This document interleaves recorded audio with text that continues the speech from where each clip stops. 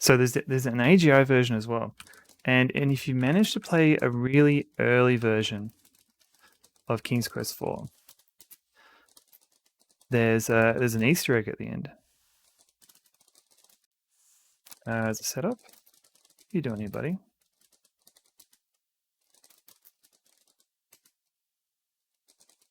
I wonder if this is going to work. Oh, King's Quest IV manual.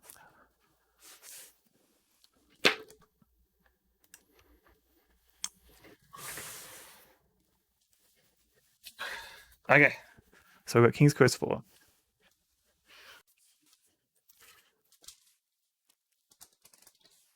It's incomplete, but it does have a manual. So hopefully, 9th word of tip 5.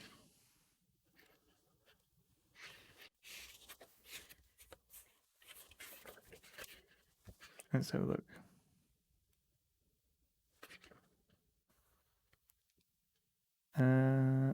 Interview rope. Tips for new adventurers. Tip 5, bring lots of help. What is the 9th word of the tip? So 1, 2, 3, 4, 5, 6, 7, 8. Night.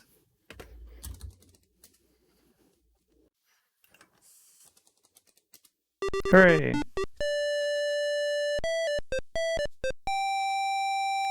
I'd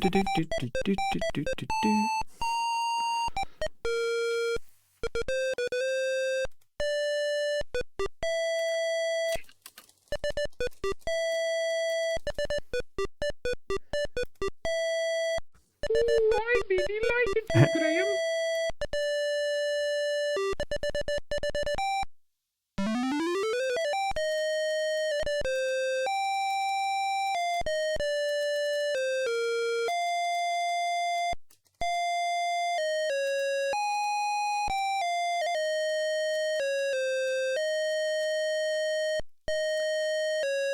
So they didn't do this simultaneous release too often. They had a off the top of my head, this is one of the few games they did like an AGI and an SCI release at the same time, and you could usually tell on the box. So on this box, it's got 512K. If that comes up, but if you had 256K, you'd know that was the AGI version instead. So the reason I'm going through the credits is I believe there's a cutscene. Here we go. I'll try and read as quickly as I can. With the return of his long-lost son Alexander and the rescue of his daughter Rosella from the terrible dragon, old King Graham decides it's time to pass on his adventurer's hat to younger blood.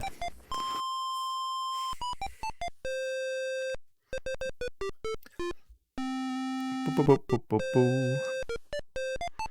don't know if I'm meant to press enter. Nope, I'm not meant to press. I will not press enter.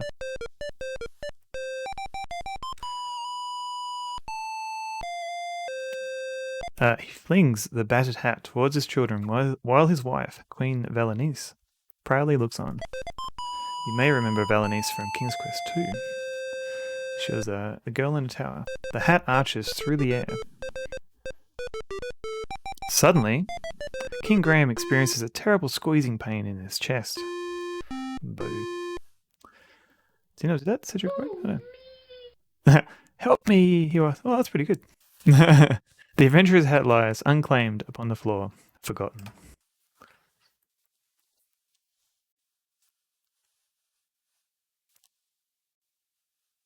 King Graham lies weakly in bed, Father Death hovering nearby.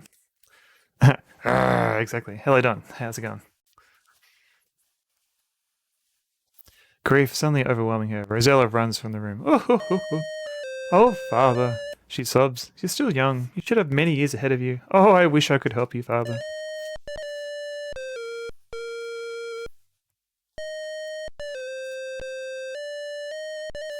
Do you really mean that? A soft voice asks. Yeah? Rosella looks up but sees no one. Who's speaking to me? I am, the voice says. Look in the magic mirror. The magic mirror made an appearance in King's Quest I. Rosella sees an image in the mirror. Who are you? She queries. It was one of the 3 magical items that he had to collect for King Edward before he kicked the bucket. I am the fairy Genesta. In my land of Tamir, there is a remarkable tree. This tiny tree needs 100 years to bear a single fruit.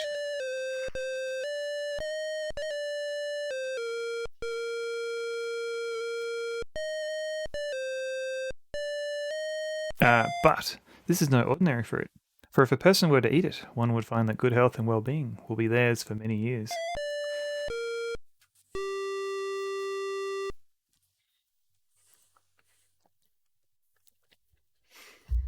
Rosella is much heartened by this news. It's the land of Tamir. This sounds like a shitty fruit tree. It's not one that you need to rely on for magic fruit. Genesta smiles. Tamir is very far away, but with my magic, I can bring it here. You could probably plant a new one every year. So you'd have 100 trees. So every year you get a new fruit. But that seems like you have to plant it across generations. I think Rosella just asked, I suppose there are problems. Genesta smiles. Yes, you're correct, Rosella. If you're willing to come to Tamir, I will explain the situation. There's nothing a good 100-year-old apple can't do. However, once I bring you here, I can't send you back. You'll have to help me first. Confused, Rosella says, I don't know. What if I can't help you? Or find the tree? Well, you're out of luck. Genesta pleads, you must decide now, Rosella. My powers are growing weaker by the minute. Hey, Amiga Cami, how's it going? Welcome in.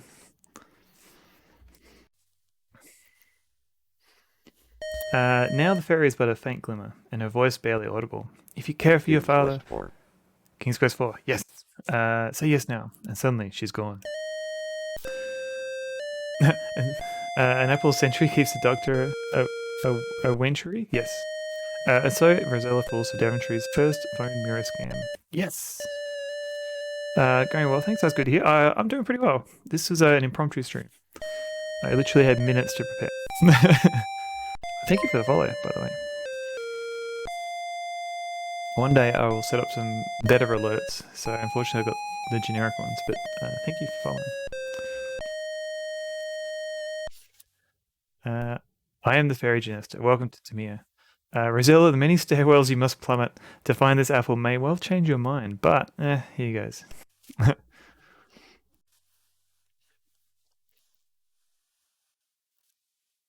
Rosella looks awestruck at the fairy. She is stunningly beautiful, but still there is a certain sadness to her. Finally, Rosella speaks. I know you would like me to help you in some way, but I don't know how I could help a fairy. This is a good question. Good point. Genesta looks sadder than ever. You're wrong, Rosella. You see, I'm losing my magical powers. Yesterday, as I was strolling through the woods, Lolotti, the evil fairy caught me unawares and stole my magic talisman. Genesta, is there anything guarding said magical fruit? No, should be fine. Just walk in and out.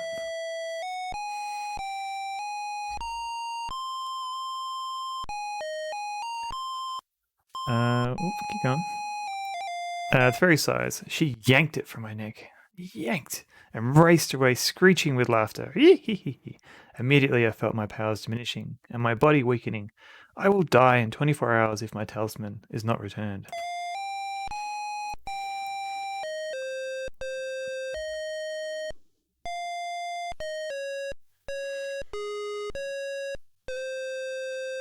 Difference between yank and a yoink. Yoink! Intently, Genesta looks at Rosella. The lot is very evil, and will use the talisman to bring more evil to Tamir. Now I fear it will contaminate my whole country.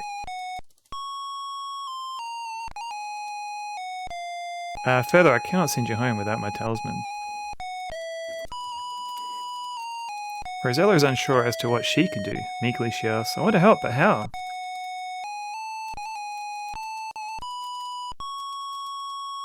You can do more than you think, Rosella. I believe you will be able to penetrate Lolot's domain.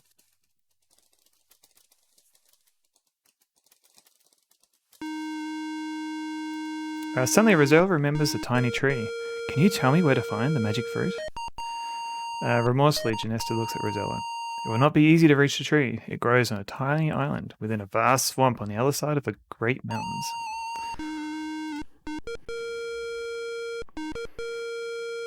Well, okay, so sounds easy.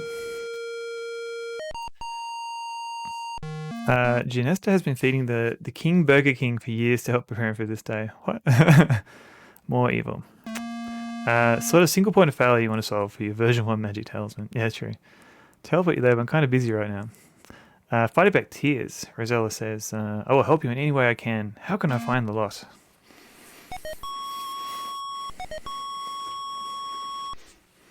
The beautiful fairy points eastward. Lolot's castle overlooks Tamir from the great mountains.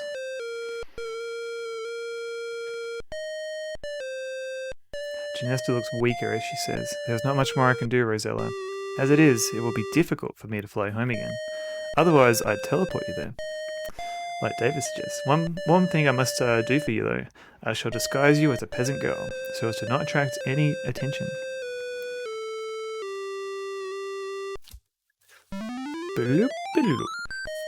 Thanks, I think, Rosella stammers. She's not impressed. It would be better for you, the fairy says. Well, I must be off while I can still fly. I know you can do it. Goodbye, and good luck. And we're all counting on you.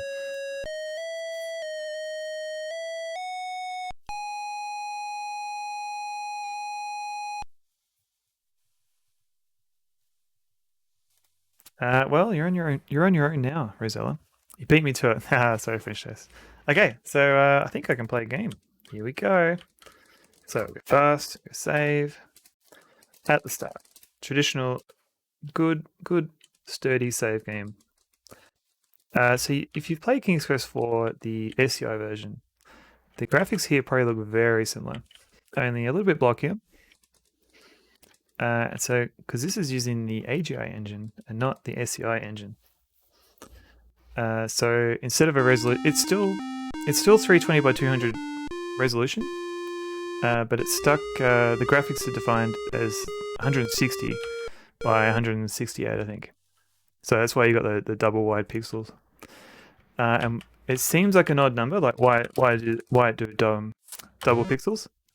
But it does mean that your X and Y position can fit within an 8-bit integer, whereas if it was 320 by 200, it wouldn't fit. And so the interpreter logic code is all 8-bit. You talk to the grizzled fisherman as he sits at the table. Sighing, he tells you, "Them fish ain't been biting lately. If things don't get better soon, I don't know what to do." Alright, so we might need to help out our fisherman friend. But first, let's check in on Ginesta. She kind of had to leave very quickly.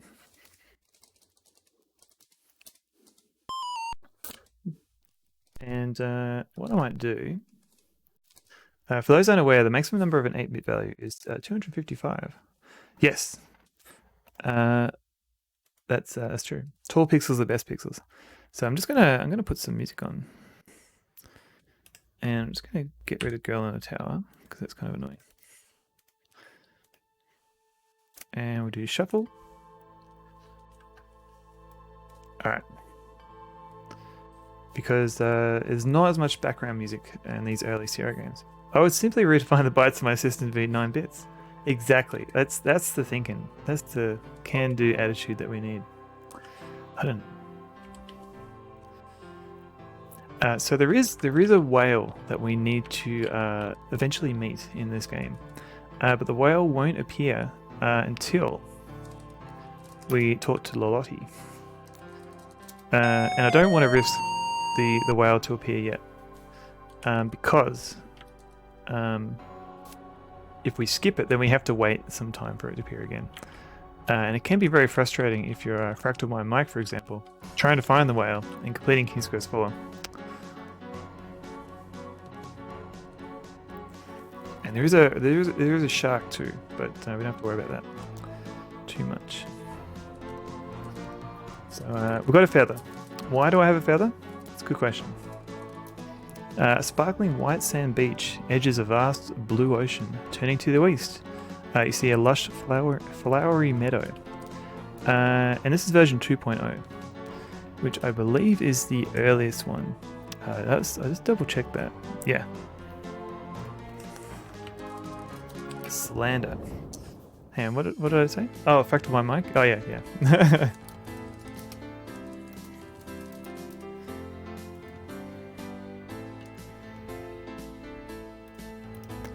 Okay, so let's go talk to Lolotti, because right now we don't really. Oh, this dude. Mindful bees. Thank you for the follow.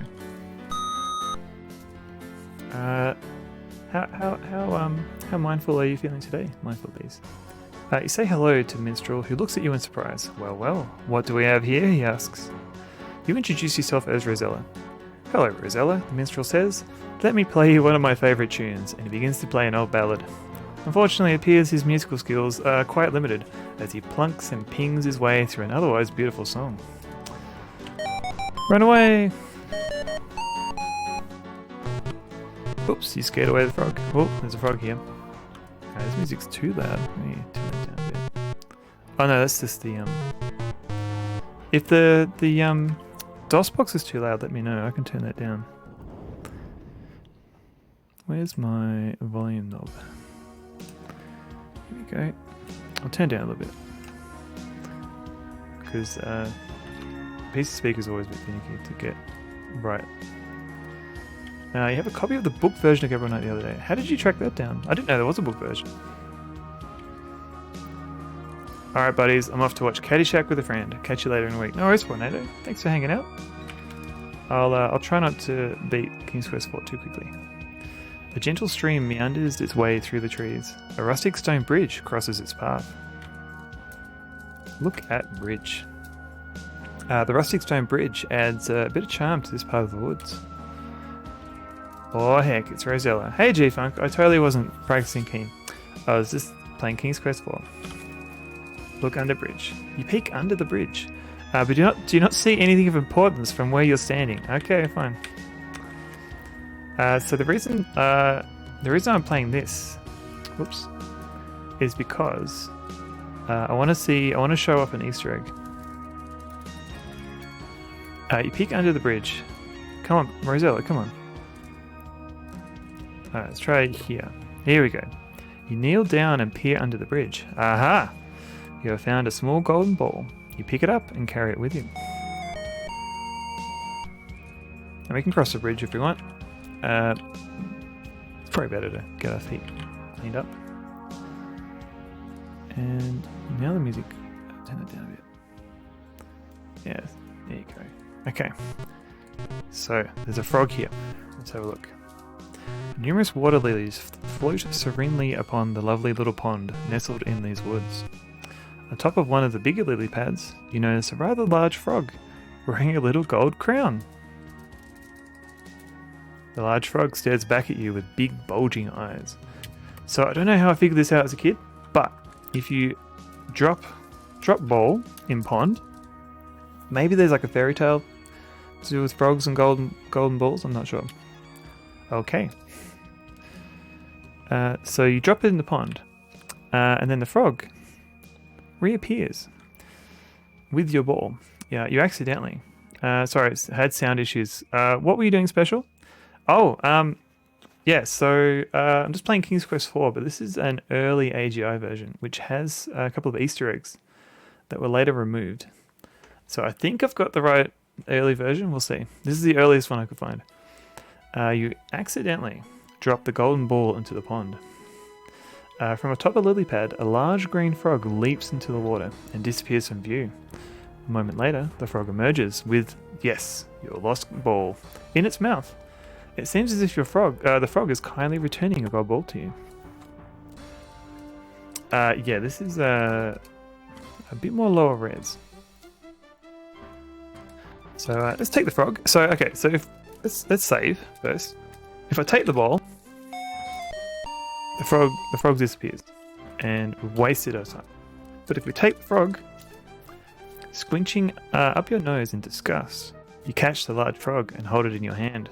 It stares at you with its big bulgy eyes and wobbles its throat. Do Australians use ostrich eggs for Easter? I don't believe so. But good question. We just use the normal chocolatey eggs like everyone else. Alright, and we can look at the frog. There we go, look at that guy. The frog sits calmly in the palm of your hand. Its big eyes stare into yours. A little gold crown rests upon its green head. We can try something like take crown. Okay. I didn't know you could do this. So now I can take the crown, and I didn't have to kiss that prince. Spider eggs, yes, we do eat spider eggs. And the frog's gone. I've never actually tried that. Kind of feel bad though, because now there's no reason for anyone to kiss the frog.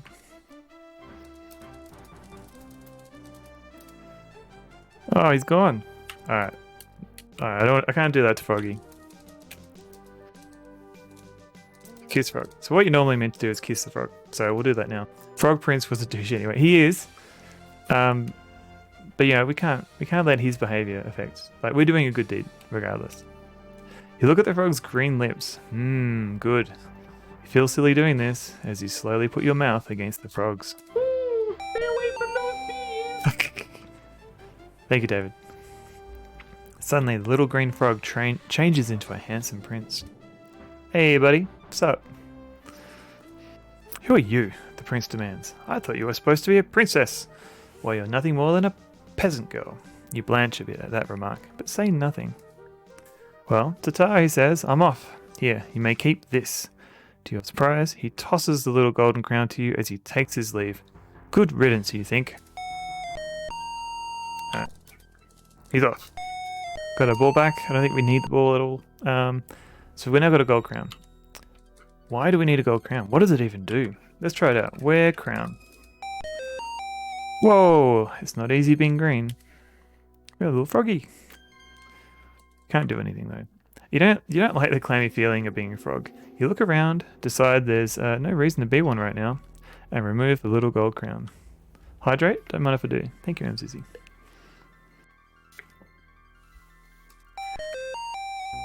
Sure feels good to be yourself again. Finally, I can win the game. I feel like Rosella has she's kind of leaning forward a bit too much. It's kind of a weird walking pattern. So let's check out this spooky house. Frog must hydrate. Oh, definitely. Indeed, this is a spooky old house. Crown is the most important item in the game. You cannot finish the game without it. Oh, that's from are you quoting David TK's speedrun? Although technically you can beat King's Quest 4 without the crown. Your dad will die at the end, but you still win. Indeed, this is a spooky old house. It looks as if no one has lived here for many years. Flanking the old house on both sides is a rundown cemetery. Thick forest looms all around. Knock on door. With trepidation, you rap on the door. Not surprisingly, nobody answers. Huh. Okay, mods, please delete my messages. Nah, staying there forever. Permanent record. It is not a pleasant house. In fact, it's downright scary. It looks old and abandoned, and badly in need of tender, loving care. To make matters worse, it sits right in the middle of an old cemetery. Alright. Let's go in this house. Let's have a look inside. This is the entry room of the old house. Downstairs there are 2 open doorways, and upstairs an additional 2 doorways. The room is cobwebbed and dusty, and the wallpaper peels from the walls. Look under rug. Doesn't look interesting. What's the zizzy? Alright. Can't do that. I do appreciate a good mirror effect, so bonus points for that, especially a fractured mirror. Look at clock. The old grandfather clock sits in the corner. With each swing of its pendulum, time relentlessly marches on. Time. The time is 6:26 a.m. So time is important in this game because you only have 24 hours to beat the whole thing. And I don't think there's anything here. I can't remember. Another thing that interests you on the kitchen shelf. Okay. In fact, this whole area is kind of, it's a bit barren for now. There's a couple of interesting items. We'll get those.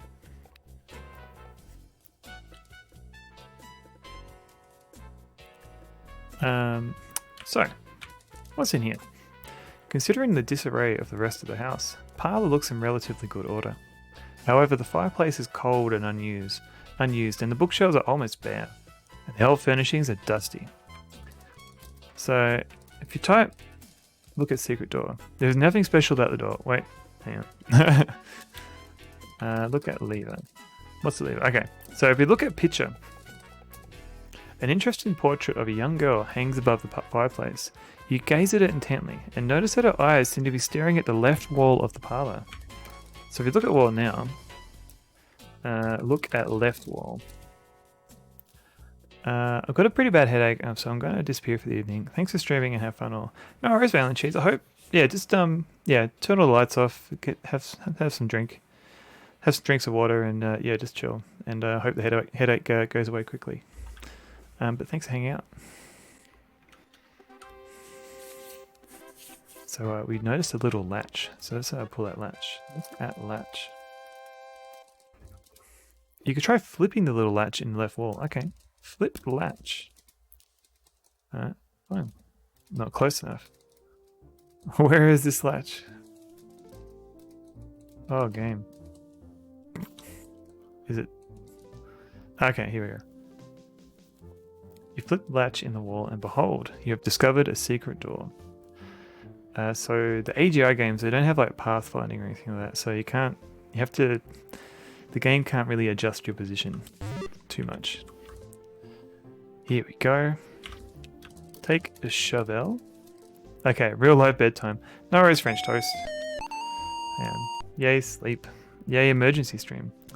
Ah, such an emergency stream. So we found a shovel. Let me give you a shout out, French toast. And so French toast, he does like Jackbox streams and just plays interesting indie games. Valiant Cheese, on the other hand, he's a game developer, and he streams a lot of the games that he makes. So give him a follow too if you're interested in that. Hey, Sinner Stubborn, how am I doing? I'm doing pretty well. This is an impromptu King's Quest 4 stream. We played a little bit of whatchamacallit, Cosmonaut. Greetings from Mumbai, India. Hooray! How's India going at the moment?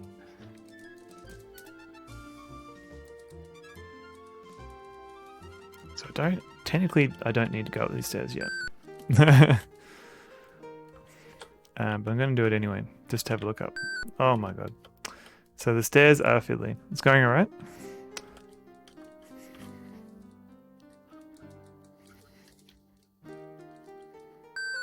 Ooh. Let's just say I went up the stairs.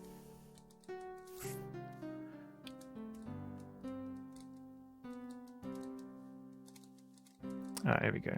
Here we go, Rosella.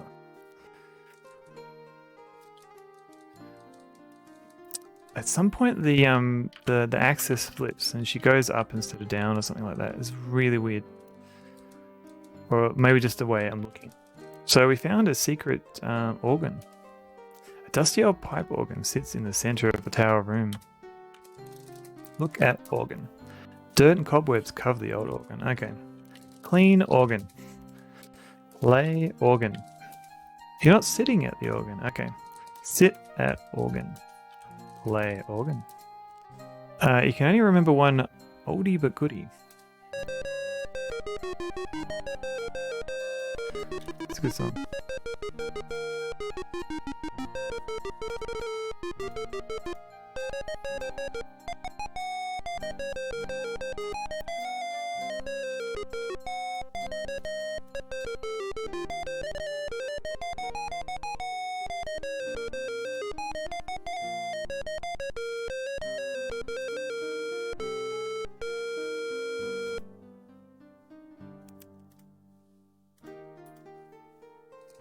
Beautiful. David Alexander. Cutscene dance. Ooh. I'm gonna have to find some more some dancing emotes from Sierra games before they all get snapped up.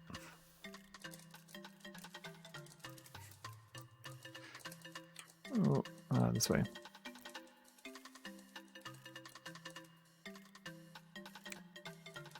Let's try it again.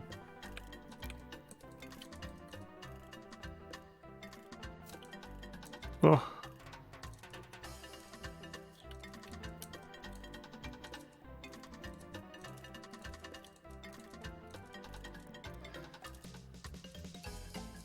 Oh, is this the King's Quest 6 dance?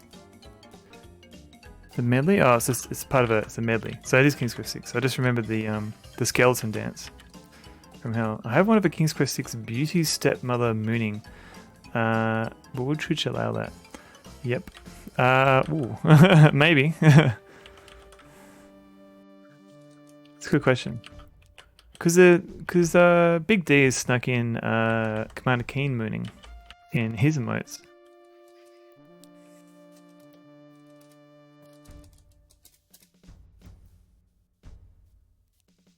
So we've got a shovel now, and we can technically dig graves, but we don't know what we're digging for, so we're gonna have to wait for that. And there's a whole bunch of evil trees here. I'm sure nothing will happen if I touch one. Boy, something happened. Hey! Innocent reading only. Exactly, Big D. Hello, Big D. I guess it's Twig City for you, Rosella. So that's a yet another stupid death in King's Quest 4. So we need some way of scaring off the trees. I wonder what trees are scared of. So, what's going on here? You see a beautiful waterfall cascading down the mountain into a deep blue pool. From the pool, a river courses westward. Around you, a dense forest closes in. I'm sure nothing will happen. Oi. Oh my. Alright. So we were a frog before, and frogs tend to like water.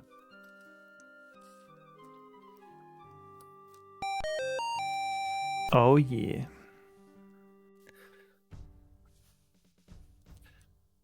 So we don't actually have everything we need yet. But I'm just gonna collect a few things and leave. Sure feels good to be yourself again. And this is the cave that I hate. I hate it. Oh god.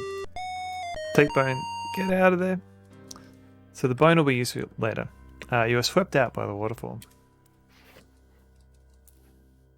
Ooh. So Janesta said that we'll find the lot up a mountain path. So let's have a. This might be the path. A mountain range rises to the east from the forest. A narrow path winds steeply up the side of the mountain.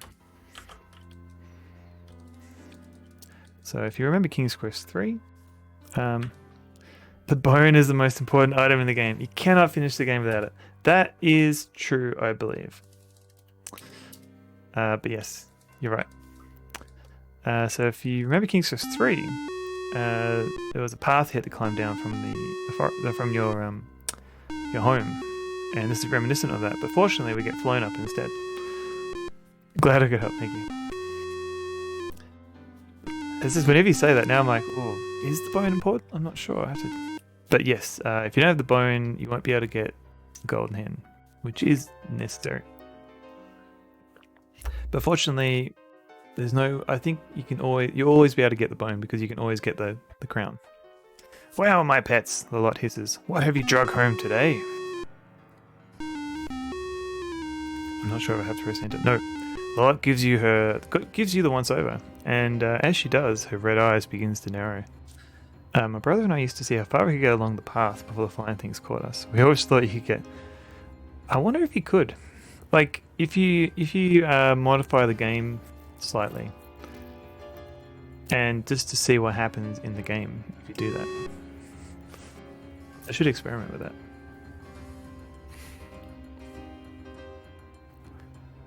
Because yeah, I also have tried to race in the past, but yeah, I haven't got very far. But now that we can modify these games, we could probably test some of this stuff. Are you a foolish girl who wandered here by mistake? Or are you a spy sent here by my enemy, Janesta? Would be interesting to see if it breaks sequence. Yeah, or it might just be you get to the door and it says it's locked. You can't do anything.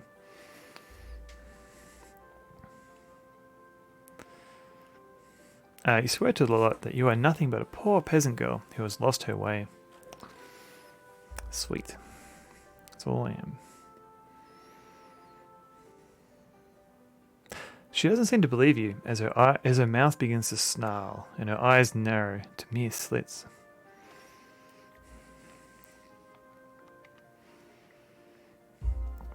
For the first time, you experience real fear and begin to tremble. For the first time, she was fine with being tied to a stake as a meal for a dragon. She was over that very quickly. Here, she's got actual fear. Lot snarls. You don't look stupid enough to have wandered here. I believe you're a spy. Huh. Take her to the cell. Oh no. Doot, doot, doot.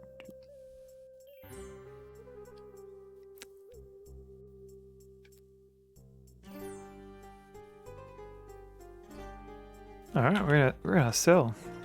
I'm sure there's a way we can escape from here. You have found yourself in a horrible cell. It looks as if others have found their way here too. Hopefully you won't end up like them. Look at Skellington. At least 2 unfortunate individuals have met their end here. Take a bone. How can you do that? Take torture device? What's a device? Use rack. You don't even know how to use this machine, and you don't ever want to know. Look at window. The window is too high. Look, you hear the henchmen returning. Perhaps they are setting you free. Hurry! Stomp, stomp, stomp. Stompy, stompy, stomp.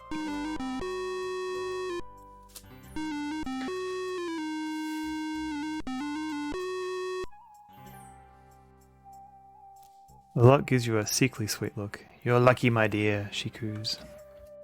My precious son Edgar has taken a liking to you, and he believes you. He's convinced me to give you a chance to prove your innocence. Do the Easter eggs work in this version? I'm hoping so. Convince me to give you a chance to prove your innocence. It has to be an early version of the AGI game. You glance at the homely young man standing next to the lot. He blushes. The lot continues. I wish to own the unicorn that inhabits the Meadowland. Bring me the unicorn, and I shall not only set you free, but reward you as well. To a henchman, the lot orders, Go! Take her back to the forest. Just double checking.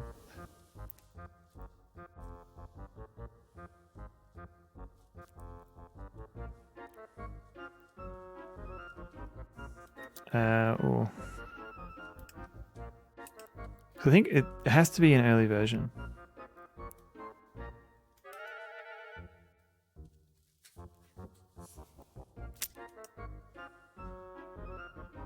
But I can double check. I can open up this game in AGI Studio just briefly. I don't want to spoil the Easter egg just yet. And I'll just see if it has that screen.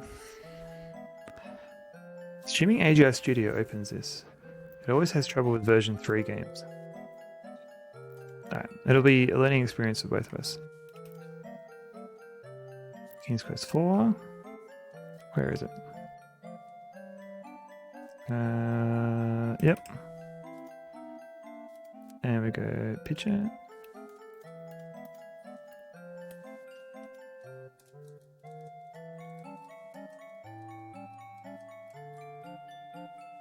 Oh. What room did it claim it was? 152. This only works for the AGI version.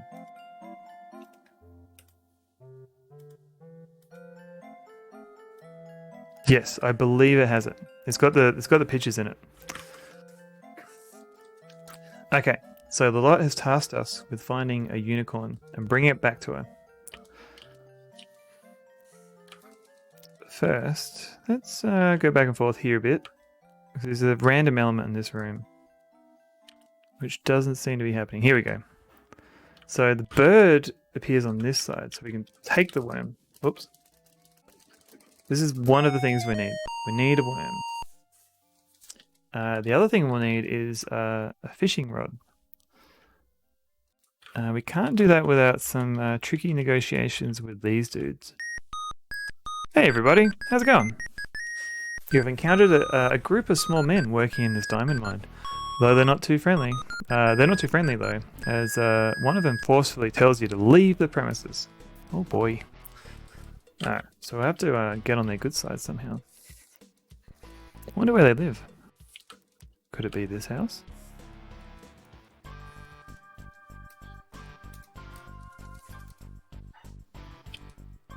Knock on door. You cautiously tap at the door, but are greeted only with vicious barking from the other side. Oh no. Men at work? Do they come from a land down under? It's possible. Let me ponder it over a Vegemite sandwich. Hey Pan, how's it going?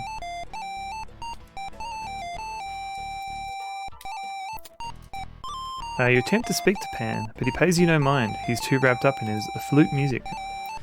Now this has reminded me that I forgot to pick up an item from the house. But first, what's going on here? So one of the things I will need, David Alexander, it's a very appropriate emote. It's the unicorn! You call to the wild unicorn, but it trots away at your arrival. Ah, and the unicorn's scared of us? Here we go. So Cupid comes in. He's let's go have a chat to him. Hey buddy. Oh no!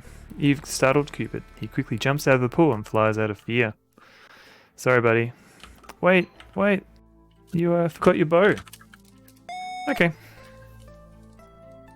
So we've now got a bow. Rosella with a bow. Alright, shoot bow. Fire. You aim one of Cupid's arrows towards the beautiful unicorn. You let go of the bowstring. A zing! Bullseye. The magnificent unicorn is no longer afraid of you. It's now your friend. Alright, so now you can kiss the unicorn. You plant a big kiss on the velvety nose of the beautiful unicorn. Aww. Pet unicorn. You gently stroke the velvety soft nose of the unicorn. It seems as if you have made a friend, Rosella. Hey, friend unicorn. So we don't have a way of riding unicorn just yet. Look at bow. The bow has the name Laura engraved on it. That would be quite a twist. I don't think... Yeah, this game would not have any Colonel's Request Easter eggs in it, but I think there are Easter eggs the other way around. So let's go check out this house. What a mess! This is the main room of the Seven Dwarves' cozy treehouse. What a mess it is. So, this is... hey now, Crick Keys, how's it going? Don't normally stream today, but for various reasons I did. But welcome in. This is like one of the first, or the earliest examples of like a serial adventure game with a female protagonist. Hey Anas Abdin, how's it going? Again, don't normally stream on today, but welcome in everyone. All good, just gonna look while I eat. Nah, it's all good. Lurk away. Thanks for saying hello. First female protagonist in a serial adventure game. Of course, it's going to get her clean the house.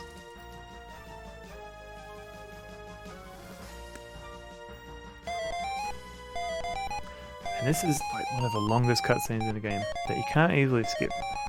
So it must frustrate speedrunners who have to watch this every time.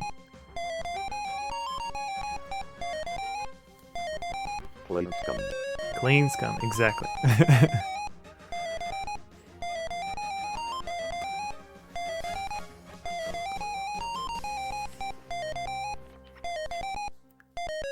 Gotta clean all this.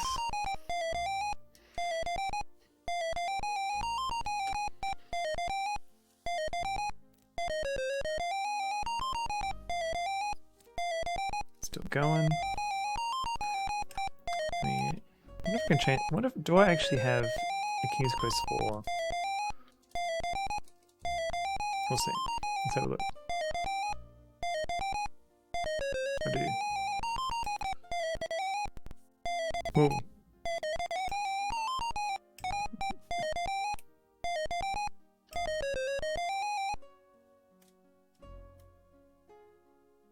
There you go.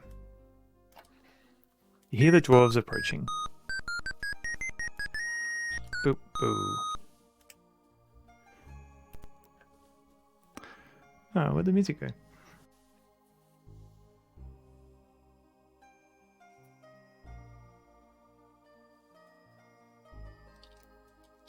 I could actually clean my house during this cutscene. I know, right? It takes a while, and you can't do anything.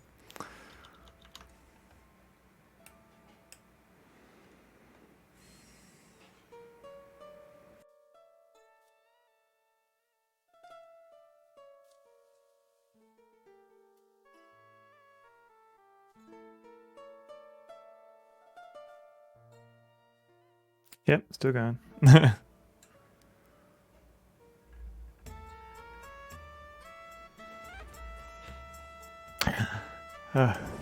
Maybe I can I speed this up?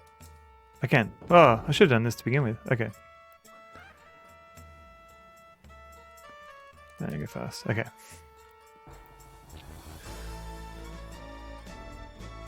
The 7 dwarves seem very pleased that you tidied their messy home.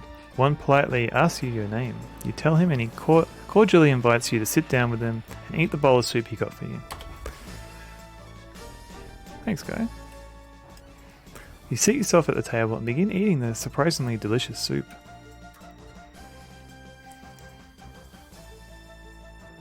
Oh yeah, so I can talk to the dwarves. Eventually they'll get bored with me. You politely talk to the dwarf nearest you. Where are you from, Rosella? He asks. You tell him Daventry. The dwarf thinks for a moment. Never heard of it. Again you engage in conversation. Is Daventry far from Tamir? The dwarfs wonder. Very far, you tell them. How did you get here? They ask. You don't want to get into specifics. You tell them by sea. That answer seems to satisfy them as they return to their eating. Nom nom nom nom nom. Okay, you speak to the nearest dwarf again.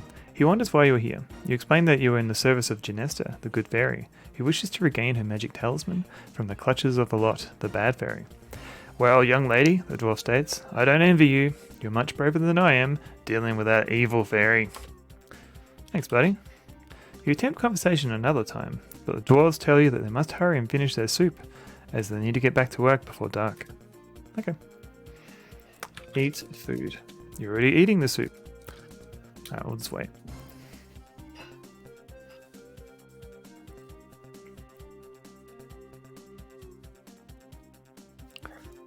Maybe we can go fastest. Dum dum dum dum dum. Num num num num.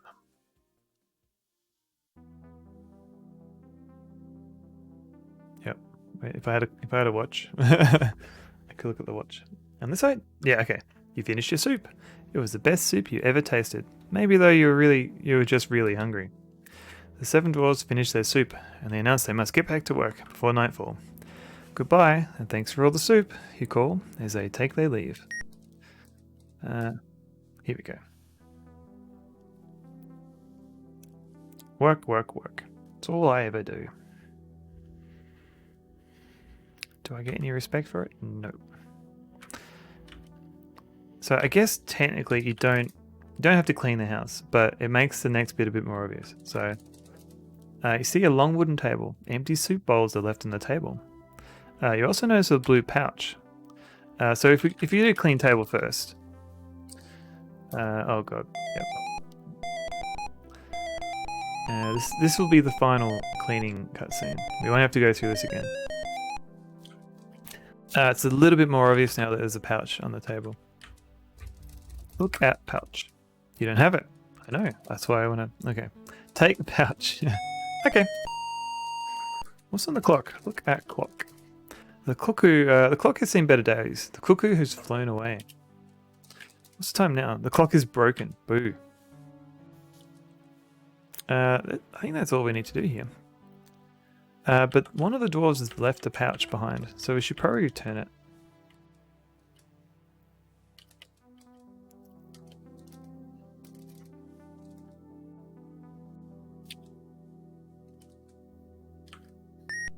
Hello, friend dwarves. How's it going? How you going, mate? Give pouch. Dwarves are too busy to notice. Alright, how about this guy?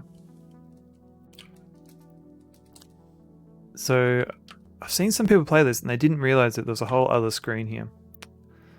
But there is. And we have to give it to this guy who seems to be the leader of the bunch.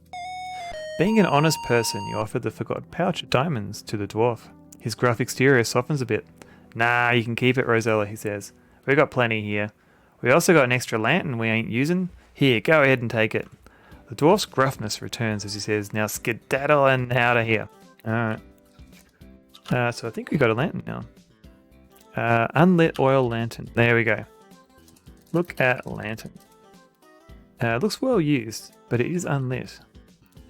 So as far as I know, the oil doesn't run out. It's like an infinite oil, but it won't turn on yet because we don't know what we need it for yet. Well, let's try it again, but in a slightly more sophisticated, ladylike way. Here we go.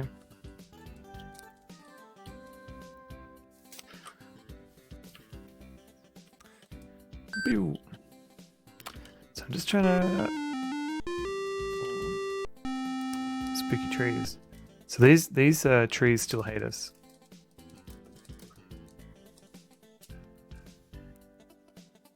I don't know why I keep going this way. Let's get out of here. Alright, I do need to get something from here.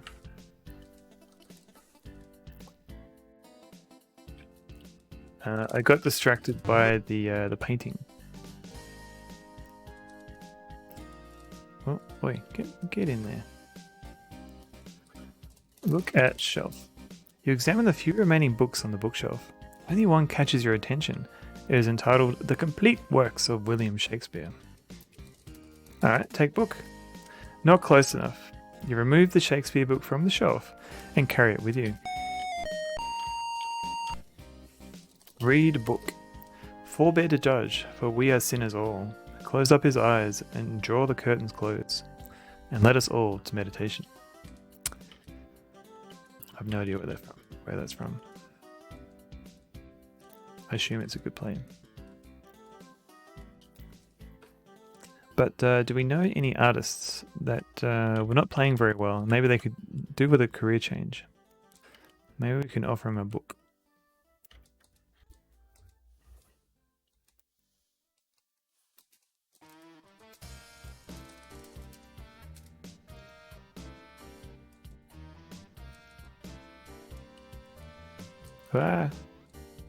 I think sometimes he literally sits on that rock. At least in the AGI, the SCI version. He was on that lump before. Not lump. Stump.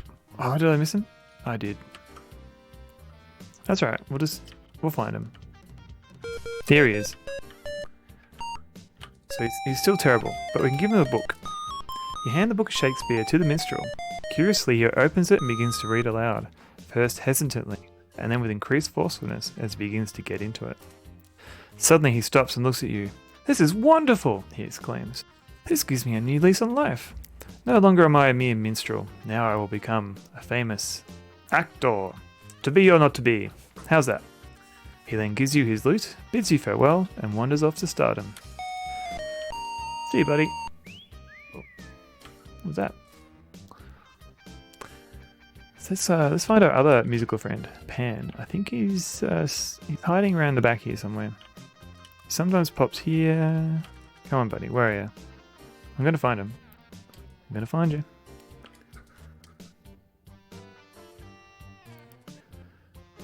It's Frogtown.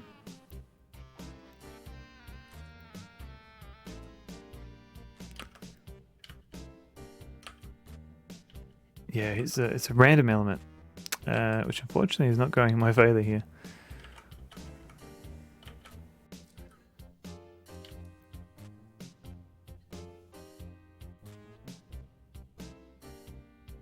Here we go.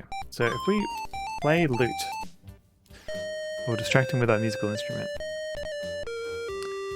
So Rosella is a multi-instrumentalist. She played lute, she played the flute, she played organs. I never saw the AGI version. The backgrounds are gorgeous. They're Can't Stay But Want to Say Hi, my favourite retro game. Hey, Girl with a Bow, how's it going? I'll give you a shout out. So the Girl with the Bow is a retro Australian streamer.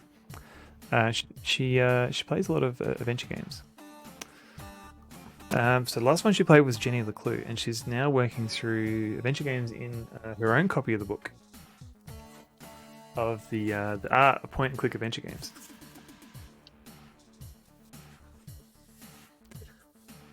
And Anas Abdin, this game was developed in parallel with the SCI version.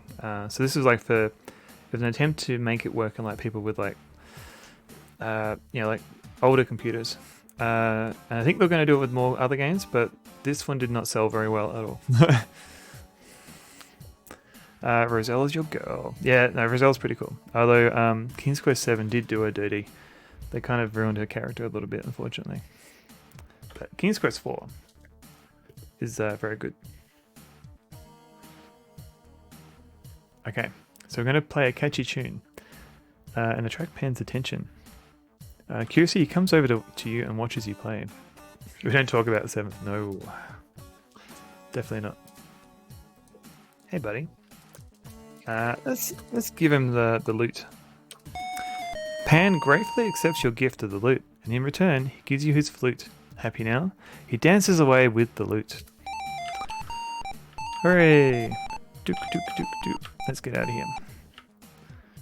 So sometimes the giant will appear here. So let me think. Do I have enough? I think I have enough now to get the magic fruit for our father. So we could do that now if we wanted to. So let's do that.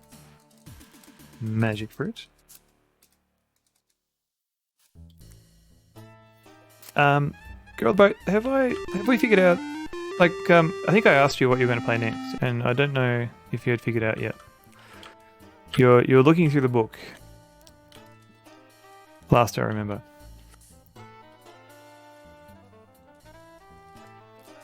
So let's go back in here into the dark caves. I think, fairly sure I've got enough. Tinky Legend of Kyrandia. Oh yeah, that's okay. That's a great series. You should definitely play that. Mist is probably a little bit trickier because I think the puzzle's a bit more abstract. With Kyrandia, you've got fun characters to play around. I recommend at least playing the first 2 Kyrandia. Like you can completely ignore 3. Like it's not a great game. Stack Boulder, how's it going? Welcome in. Sure feels good to be yourself again. Okay. Yes, definitely can recommend the first 2 Kyrandia games. There you go. Listen to OSS. Yeah. Oh, it's very dark in here. Maybe I should light my lantern. Using a flint attached to the oil lantern, you light it. The lantern burns with a bright glow. Didn't really help, but that's okay. Oh, no, yeah. So the problem with this cave is that we don't know when there's a monster in this cave. And it doesn't appear immediately. Like it'll take like a moment or two. So you'll get to another screen and you'll save it. And then suddenly you'll be like, oh, you're being chased by a giant cave troll, and you're like, oh crap. So let's see how we go. See? Okay. That actually was instant, which is what you want really, because you don't want to accidentally save it and then the guy appears.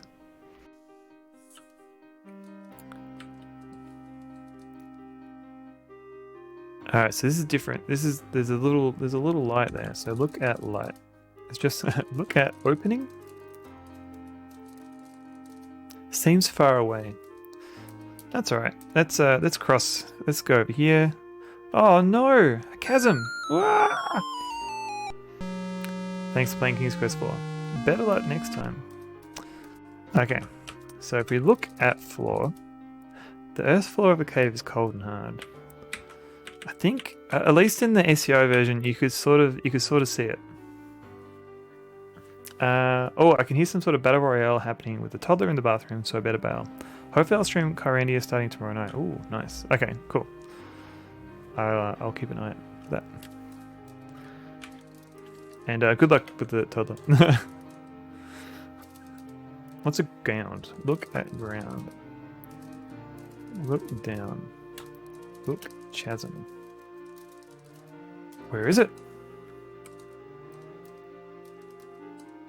Oh, okay, so I'm right next to it.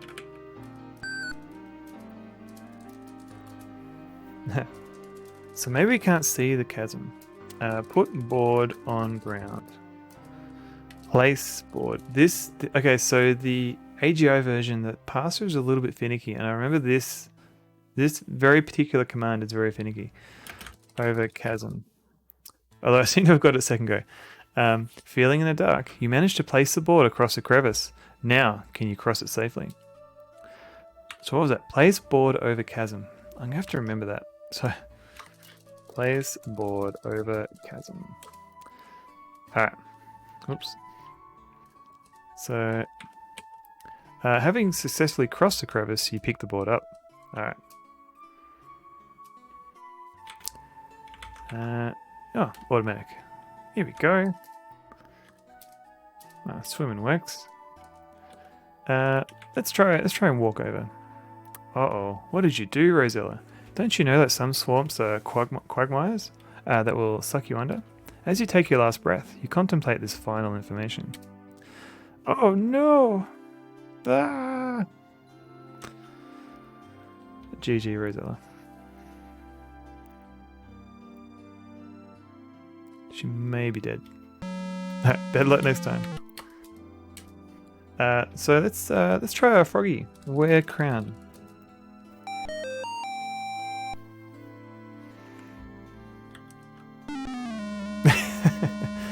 Boom! It ain't easy being green. Oh, Big D, you said a message. That Select tongue keeps freaking me out. PTSD. Selects are the cutest enemies, I was going to say, and I forgot to say, because I was distracted by everyone saying hello. Sorry, Big D. I wasn't trying to ignore you. I saw it and I was like, I need to reply to that. But then I forgot. Okay, so we can't swim. We can't turn into a frog. What do we do? Why don't we just jump across? Oh, I'm glad to see you're okay. Thank you, Cedric.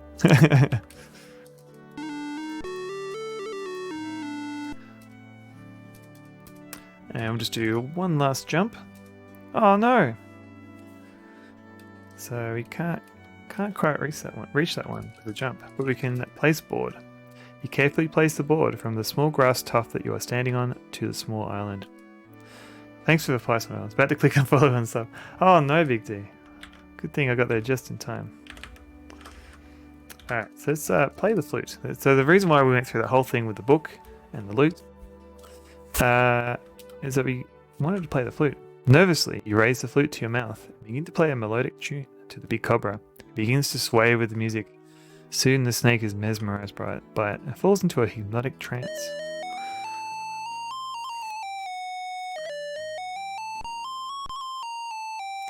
Can we do this in time? So unlike the SCI version. Oh god. Okay. Hey, the game doesn't freeze when you're typing in a command, so you got to be quick. Let's see how much time we got left. There might also be some differences where they gave you more time. Eventually, the snake does wake up in the SCI version. Look at snake. There you go. He's awake again. A huge cobra protects the small tree that bears the wondrous fruit. The fruit that your father's life depends upon. Depends upon, you say? Eat fruit. Before you know it, you've eaten the whole thing. A feeling of vitality courses through your body. Sweet. Let's just double check I got the fruit. Magic fruit. Okay. Take the board. Jump. And we're going back here. So that was a side mission. That was essentially why we came here, save our father. But now we need to save Save this whole world from the evil fairy Lalotte. We'll call this cave 2. And we'll figure out where... Yep, the chasm's just there.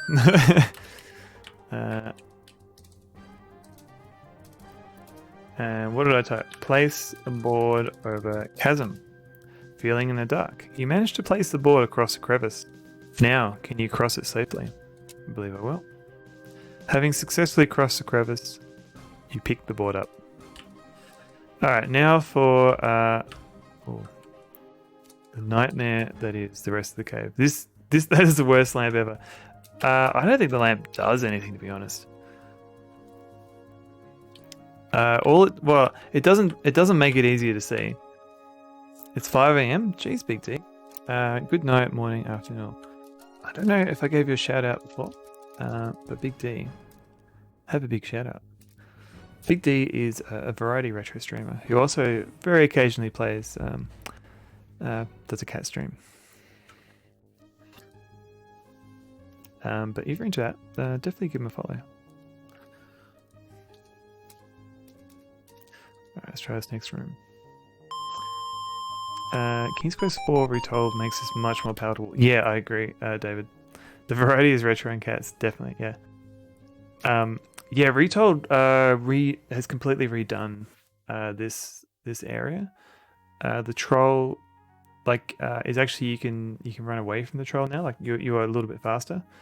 And in fact, I think the game expects you to be chased by the troll, like it's part of the game. Whereas in here, once the troll appears, that's it, like you're dead. You can't run away. Like I can try and run away, but he just keeps chasing me, and he's gonna get me. Watch out! Oh no, caught by the vicious troll. Fate be what it may, you are dragged off to meet it. Horrifying. Alright, no troll now. Run away! Hey. Hurry! Okay. Done. Let's go through here. You are swept out by the waterfall. So, this is a weird puzzle because we've got a unicorn and the unicorn trusts us, but we don't have a way to ride the unicorn. We need something like a bridle or something like that. And we haven't seen a bridle anywhere. So it's kind of you're like, oh, what do I do? This seems weird. And you basically, to find the bridle, you have to stumble upon the solution. So I'll try and find the unicorn so we can give it a ride, and we'll be rebuffed. Where is this unicorn? It was around here somewhere. Where did I park the unicorn? Not there.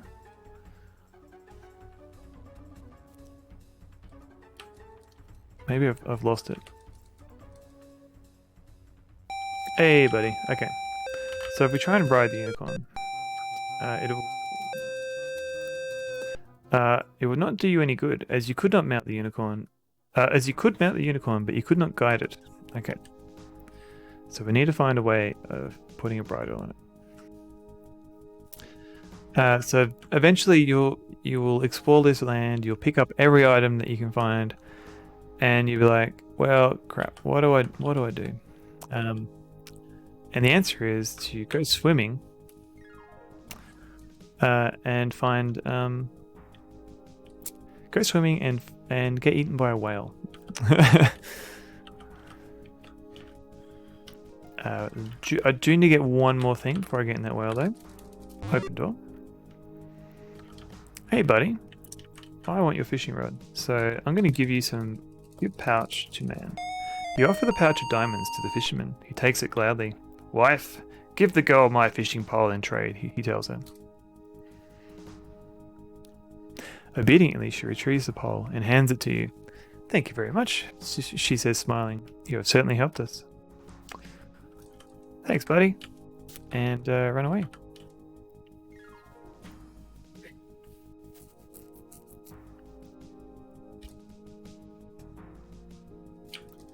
And And sea legs. So now there's a little bit of random element to this. Here we go. Ah! Horrors! You've been swallowed by a huge whale. Having a whale of a time. So this is everyone's favourite puzzle, by the way.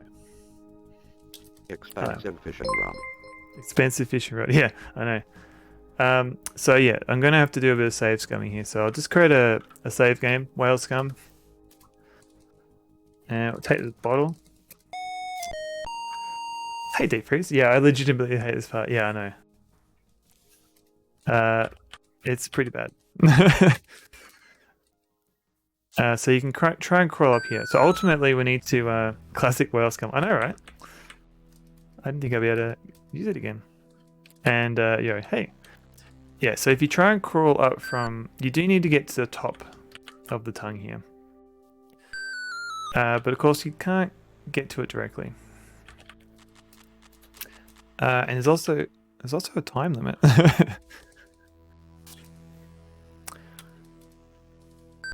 Oh god. Oi.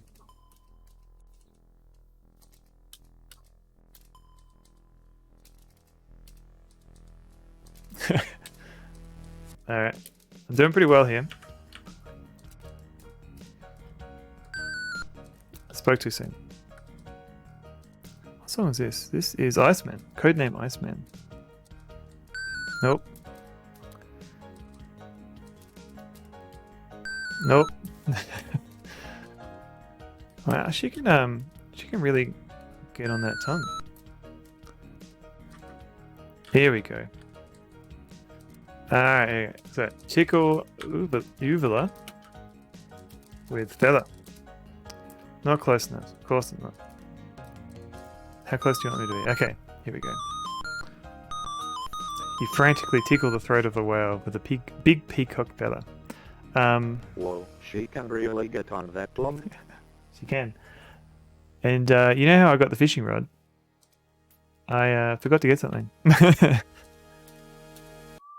I fish. Put worm on rod. Use worm on fishing rod. Bait rod. Do I have the rod? Yeah. Oh, pole. Okay. Put worm on pole. Okay. Fish. So I'm meant to get a fish, and I forgot to get the fish. So I'm going to have to do that with whale tongue again. But yeah, she can really get on that tongue if she needs to. Fish don't seem to be biting. Let's try it again.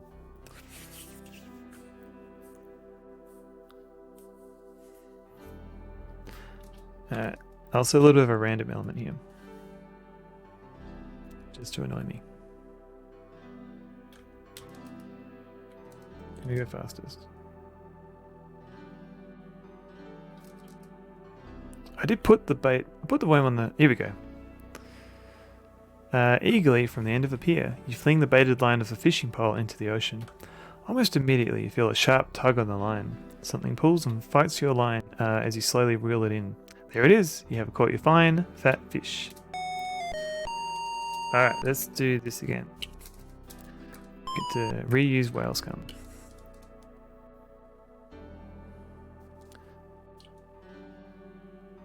Here we go, Mr. Whale. Horrors, swallowed by a huge whale. Take the bottle. So the bottle is it's just a Easter egg if I can get it. Not useful at all.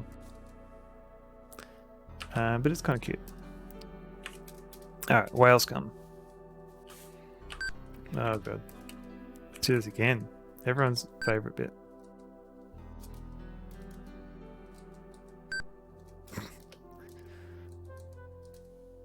Alright, so save. Nope. Reusable whale scum. Reusable whale scum. Exactly. Clean it off. Use it again.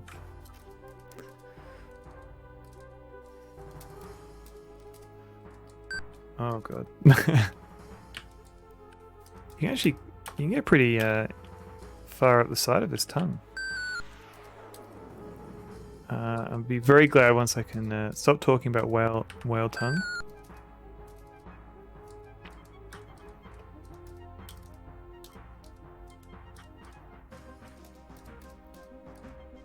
Oh god.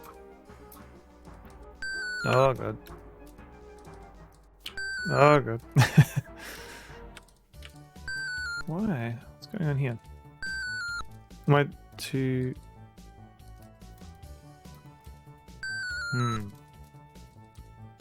Oh, okay. Oh. Okay. Tickle. Little feather. With feather. Let's get out of here again.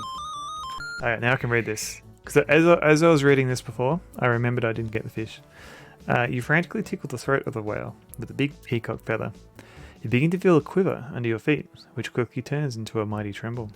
Suddenly you hear a thunderous achoo, and you are swept out of the whale's mouth in a tremendous wave of ocean water. Again, you find yourself swimming in the ocean.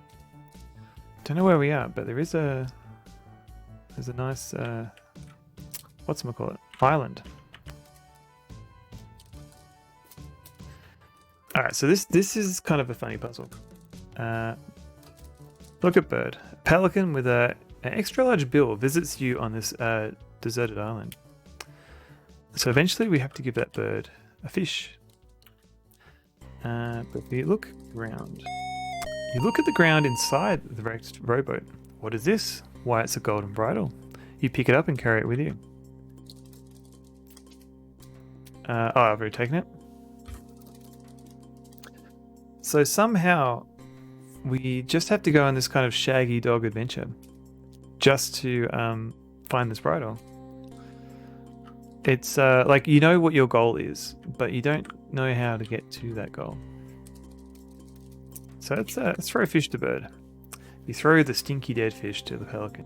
Greedily he catches it in his large bill. As he does so, you notice something shiny fall from his bill onto the ground. Look shiny. Look ground. There is a shiny whistle on the ground where the pelican was. Take whistle. Of course everyone will look on the ground there to find it. Yeah, of course, yeah. Well, if you look at boat, it looks to have been unlucky sailors been stranded here. If you look ground, nothing on the ground but sand. So that's... So if we go back to when we just got here, if we look at boat, there's nothing there. Like, look in boat, doesn't look interesting. Look ground, nothing on the ground but sand. If you look at boat, look ground. So how far do we have to be in boat?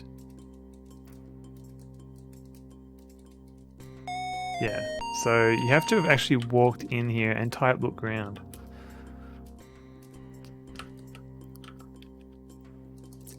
It's, yeah. You'd have to explore the game a lot to find that. You put the shiny silver whistle to your lips and forcefully blow into it, producing a loud tweet. To your astonishment, a friendly dolphin appears just offshore and jabbers excitedly at you. Not exactly the most intuitive puzzle. No. Oh, look at that little guy. So the dolphin appears at the bottom of the screen here. I think in the original, well, the SEI version, it's at the top of the screen. Avert your eyes.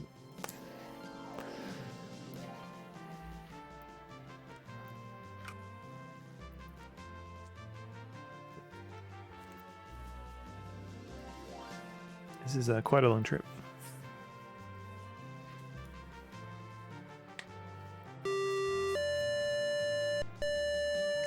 The rest of it, while nonsensical, could be forgiven. Yeah. It's, yeah, like if there was like a hint somewhere like that said, hey, a magical bridle will be found on an island somewhere. Like, then you can like make the connection.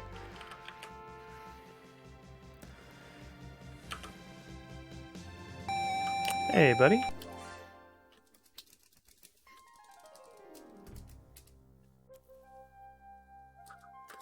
Put bridle on a unicorn. As the beautiful unicorn offers no resistance, you gently place the bit into its mouth and fit the bridle and reins over its majestic head. The unicorn looks at you with curiosity. Hey Summer, how's it going? You get a little shout out.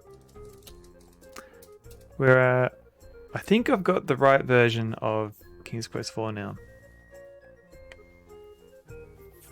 That has the Easter egg in it. That's what we're hoping to find at the end. How does no one have a unicorn mode? I know, MZD. I have to create one for you. Explore the land, get stuck, so swim out, having to get swallowed by the whale. Yeah, and that's assuming you've got everything to survive the whale too, because you need the feather to tickle your way out. You need a whistle. Not whistle, a fish.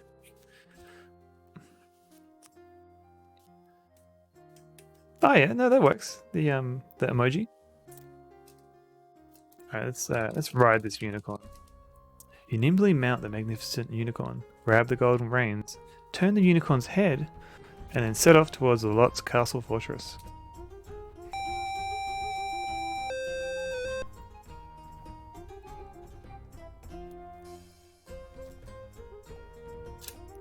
Your keyboard is so quiet. Mine is like an assault rifle.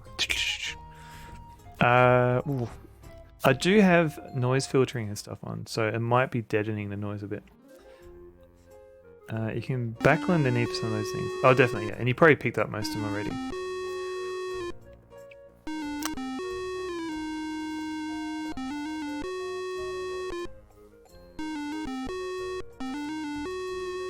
Do you know what keycaps you have? Because I think these are brown keys. I think brown keycaps.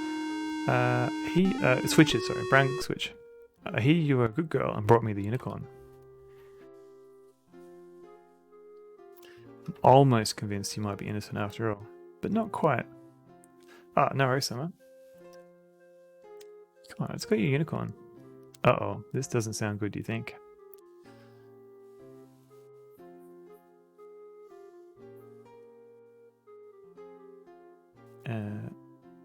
Pause. The lot continues. I am desirous of the hen that lays the golden eggs. Yeah, you can't exactly realise after the fact that you should have looked at the ground inside that partial boat on the island. That's true. Like, currently the hen is kept by the ogre and his wife. Yeah, like you might think that whole thing was optional. Like eventually you'll survive the island and get back to the mainland, and you'll be like, what was the point of that? If you didn't pick up the bridle. Currently the hen is kept by the ogre and his wife. Okay. Bring me the hen, and you shall have your freedom, and a great reward. Okay, easy.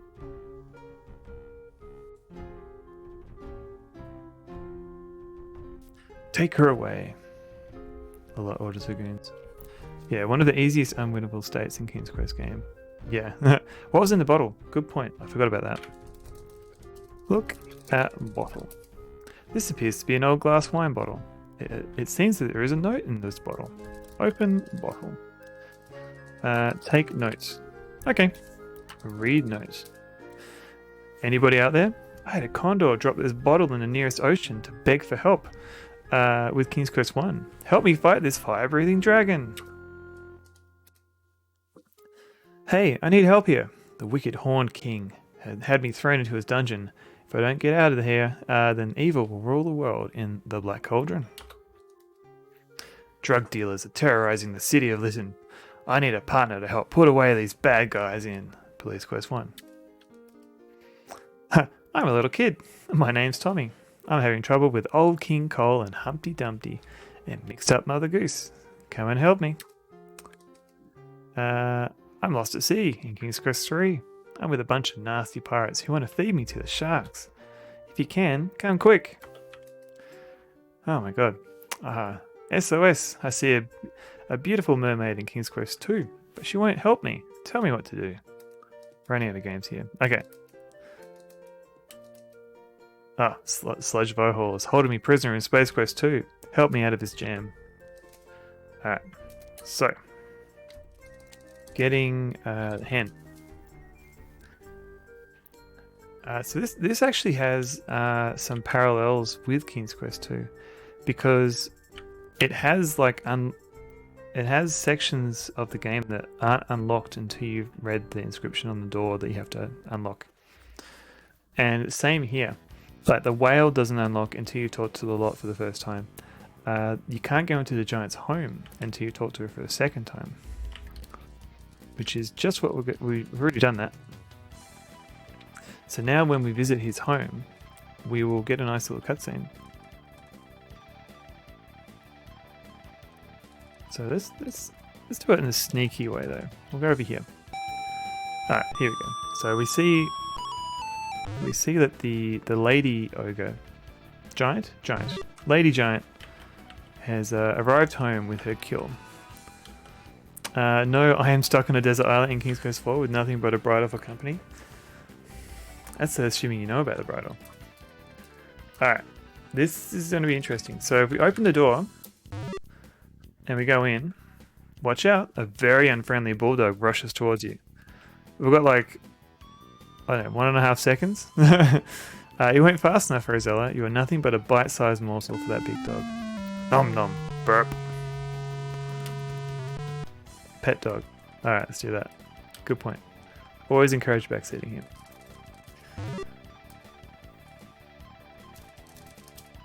Not this dog. No. The dog at your hole. Exactly. Nom nom nom nom. Burp.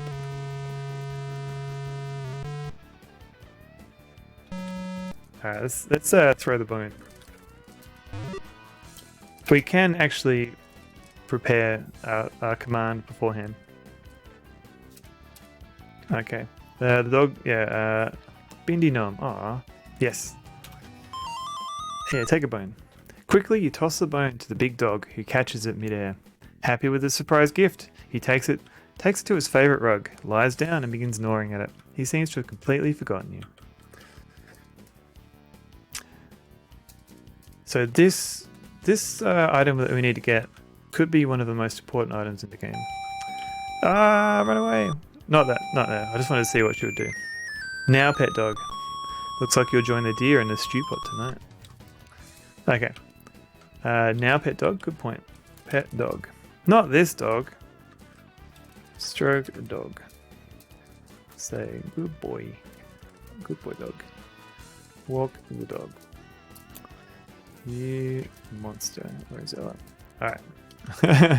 Dogs in adventure games are such himbos. That's true, because you don't see many greyhounds in adventure games.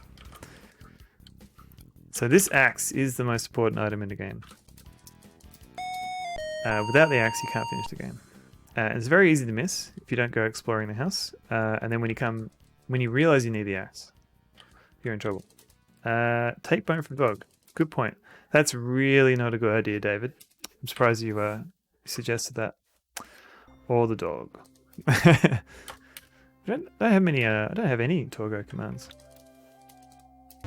Let's hide in here. Ooh, looks like the fairy dust just wore off. Oh man, looks like the fairy dust just wore off. So if you look in here, you have found yourself inside the ogre's small closet. For a closet, it's surprisingly empty. You notice a large keyhole under the doorknob of the closet door. Look in a keyhole. You hear the ogre coming home. You hear the ogre in the house. The ogre's behind you. The ogre roars, fee fi fo fum. I smell the blood of a... Down. Quiet, you old goat, interrupts the ogress. That's just a deer you smell. You know how you get when you're hungry? Here, eat. Alright. Nom nom nom nom. Nom nom nom. Nom nom. Nom nom nom nom nom nom. Nom nom nom nom nom. Yep, you have to wait while he eats his food. Yep, keep going. Keep going, come on. Wife, shouts the ogre, bring me my hen. Hey, that guy has your beard. He does. I also confuse the smell of human and venison. It's easy to confuse it, Adrift. Lay, orders the ogre. Lay, lady, lay. With excitement, you watch the hen lay a golden egg. which the ogre takes. He yawns, then falls asleep on the table. Soon, his snoring rattles the walls. Minna. Alright. Ogre, nice ogre. Open door. Do. Take hint. Alright. And then run away. Open door. Oh crap. Get out of here. Now you axe the ogre. I'll axe him politely to leave me alone. I think it's an orc technically. Oh. That was fast. It was indeed. So let me save that. Normal speed.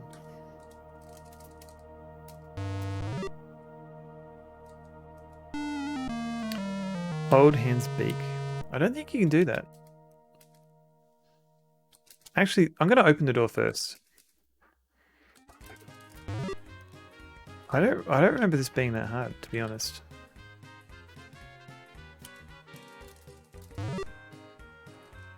Got Kronos request. Give hen sleeping bag. I'm going to try that though. Hold the beak because I know in King's Quest 2 when you get the bird, take hen.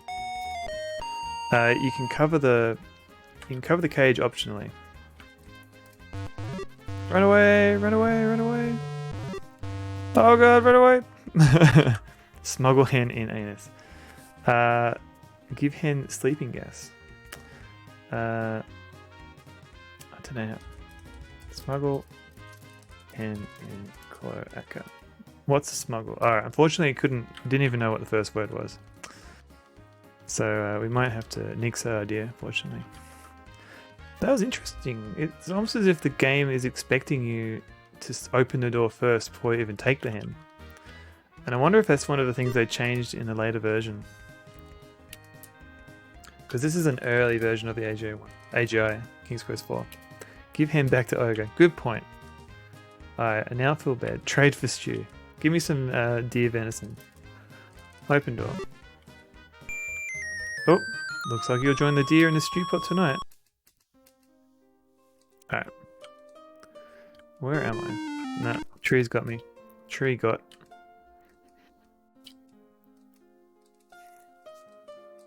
Yeah, so as far as I know, if you don't get the axe, let's double check. Do I have the axe? Yeah, if you don't pick up the axe. Oh, I can actually use the axe. Sorry. My mistake. Wave axe. I won't be able to get past the trees. Yeah, the trees tremble at your might, and they are frightened by your axe. They will not bother you further.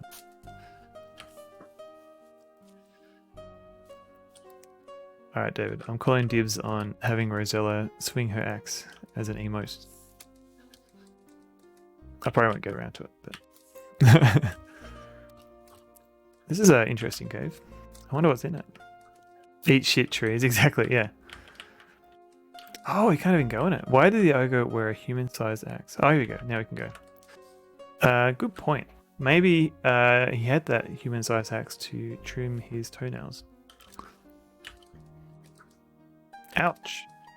So there's no one in here. Don't know what you meant to do there. There's a nice little pocket here. Absolutely useless. But it's there. Oh, I don't want to go this way. I want to go up. Because the mountain trail is this way. Don't really do anything with the emotes to make since I don't stream. Oh, okay. No, that's cool. You can still make emotes. I just see you making a emote. I'm like, oh man, I should have made that one. Perhaps there is a bridle behind that rock. Oh, I should have looked on the ground there. Well, that's good.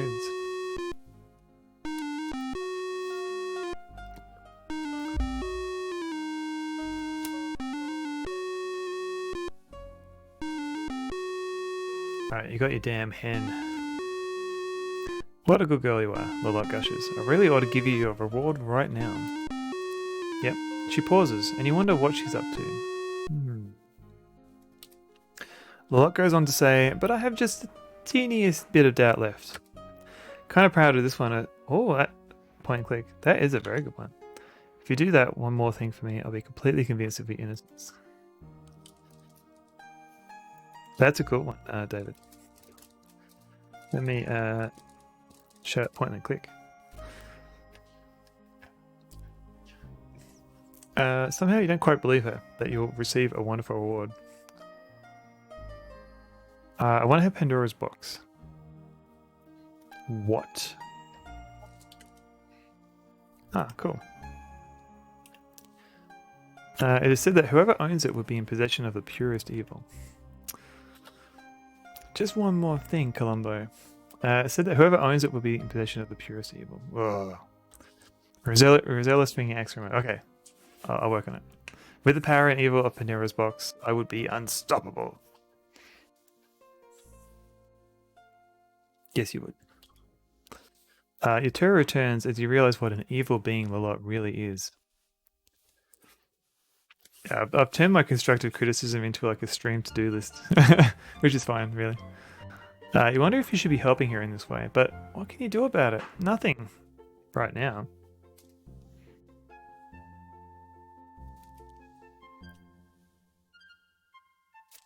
I don't know whereabouts of Pandora's box, the lot tells you. You must search for it yourself. Alright, I will. As soon as I have control of my character. Again, she orders her henchmen to take her away.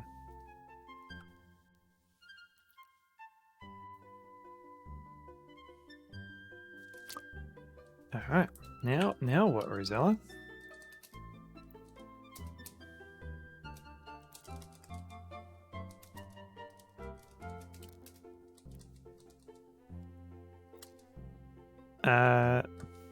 So ultimately we need to find our way into the tomb here, but we don't know that yet. In fact, we don't. There's There not. it is, down here. Come on. It's down here. Yeah, exactly, Tennille. Thank you. The problem is, we need to wait for darkness, but it's not dark yet. And we could look at the time. We can go to the home here, and in real time, we could wait for it to be dark. So we start time. Time is 9:28 a.m. So we need to wait like 10 hours or something until it's like 6 p.m. and then darkness will fall, which is terrible. And I guess that's how long the developers were expecting you to play the game. To stumble upon that. But if we've done everything we can do during the day, then it will get triggered into nighttime. And there is one thing we haven't done yet. So we were in this cave before, completely empty. Now, it's got a few witches in here. Look at which. 3 old one-eyed crones inhabit this dreary cave. They possess a glass eye, which they pass from one to another, that enables them to see. Through the glass eye, they each in turn peer at you with a frightening mixture of curiosity and malice. Alright, so this game does not have the best pathfinding. Because in the SCI version, this witch just goes straight for you. In here, you've got to give her a little bit of time. Come on, leave me alone. No, come back here. Come on, witchy. Witchy. Come over here. Come on. Alright, she's... Oh.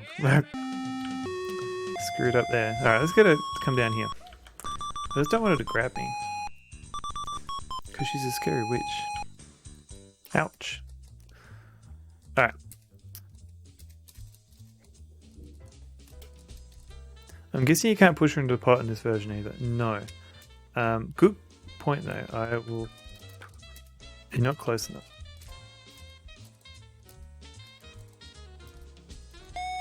You just managed to grab the glass eye. Give us back our eye! The old witches plead. You think about it. You think about it some more.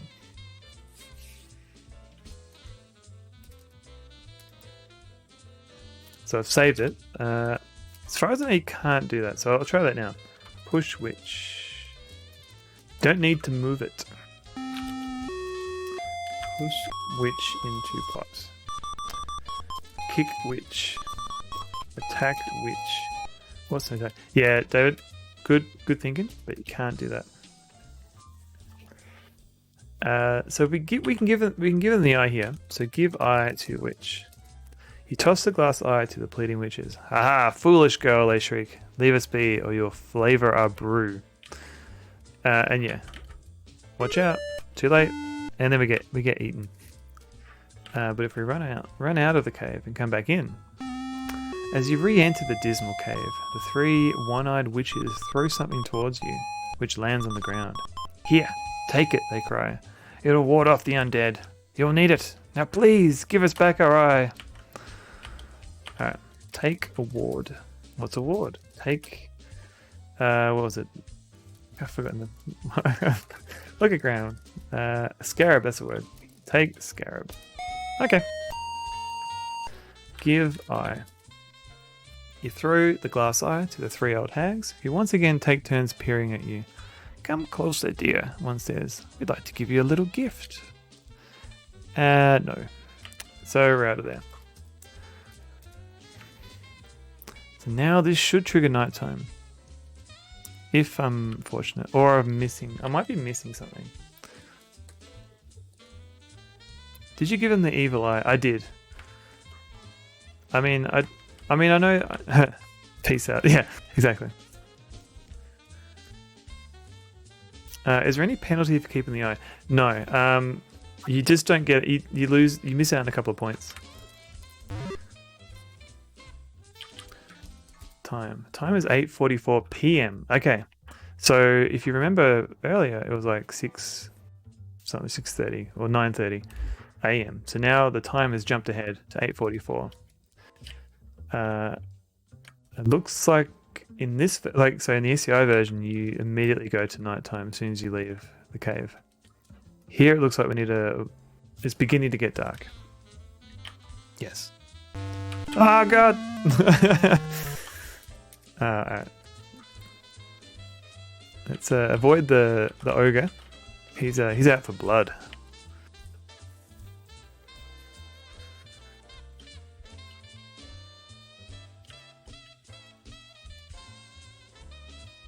Can we... Let's follow the river. So all we can do is really wait.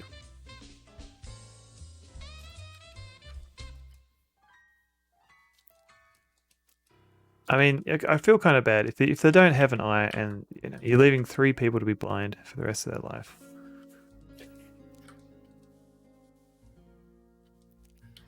Feels a bit mean.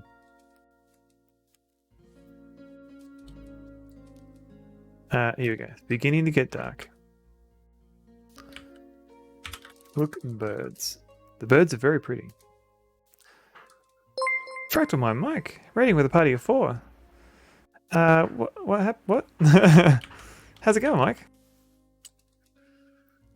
Is this just you cleaning out your channel before you stream on GOG tonight? Are you streaming on GOG tonight?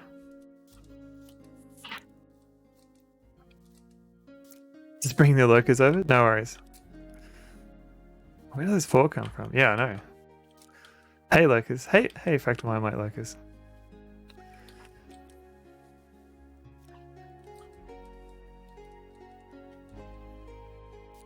Well, I guess that's the benefit of having a schedule, because you get people that will turn up before you stream. You still got the teacher thing, right? So no GOG stream. Boo.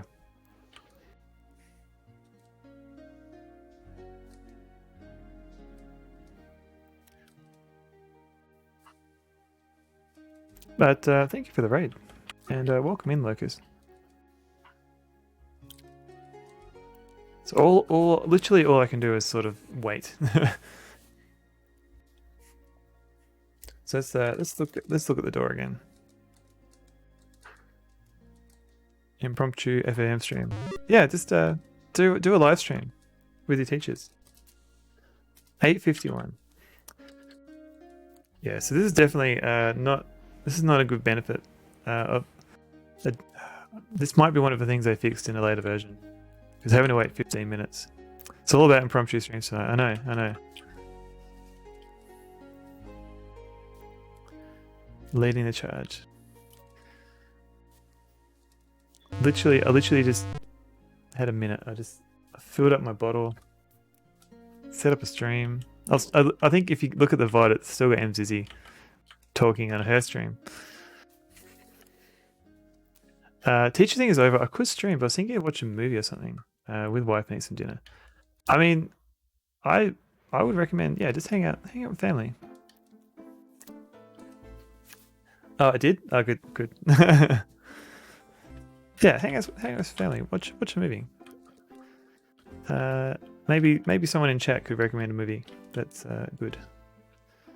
Like if you haven't seen like 2 films that I kind of recommend these days is like Knives Out or Palm Springs. They're good. They're good kind of films that you could watch. But I suspect you've probably seen both already.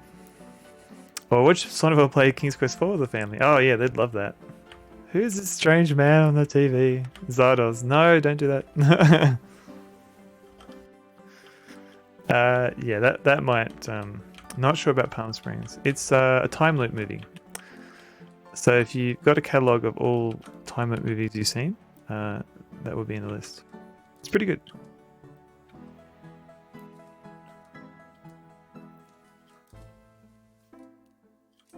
There's a... Yeah, I definitely, I think I've done everything. You actually look a tiny bit like my dad when he's younger. Thank you. I think.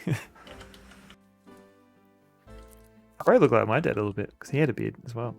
Knives Out was legit good. I know, right? I've even though like I know what happens, I've watched it multiple times. It's such a good film. It's like, you know, if I meet someone and they haven't watched Knives Out, and they're like, oh, we can watch Knives Out. You look a bit like my dad. I know. It's weird, isn't it? Here we go. Like a heavy blanket, darkness enfolds you. Fancy that. Yeah. I'm not good with words. Here we go. So now I've got... oh yeah, I watched Palm Springs. Okay, you have. Okay, never mind. So everything is now dark. Does a little cutscene appear in the SCI version? It does, David Alexander. At least you know it wasn't the milkman and they kept it from you. That's true. You've never seen this? You've never seen the nighttime version? I think with the SCI, it just replaces the night, the sky in some places. Yeah, so everything is dark. I can't remember. I think there's some AGI trickery here. Oh, the nighttime version of AGI, gotcha. I think maybe it's overlaying. Oh, here we go. Do I need to wear the scarab? I can't remember. You can't wear it, okay. The power of the scarab makes the zombie bid a hasty retreat. What is this song? Oh, it's more codename Iceman.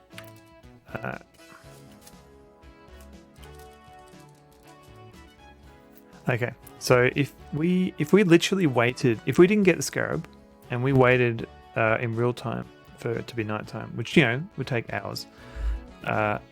Once we get to this door, we would get like a zombie grab us and kill us. But because we've got scarab, the zombie doesn't appear and we're fine. What's that you hear? Why, it's the sound of a crying baby. And it's coming from upstairs. Alright, let's go have a look upstairs. Oi, come on, up you get. Come on, Rosella. Alright, here we go. So I happen to know it's in this direction. If I can get... And the lanterns, you hear a baby crying. The lanterns and torches are lit now. Can you fall off those stairs? No, those stairs are actually safe because of the railing. The crying baby seems to be in here. Look at the baby. With trepidation, you peek into the rocking cradle. It's empty. You tentatively reach your hand into it. There is nothing there. Gasp. Yeah. So the solution to this puzzle is to do some grave robbing First up being invisible baby, ghost baby. The first being the grave of a dead baby.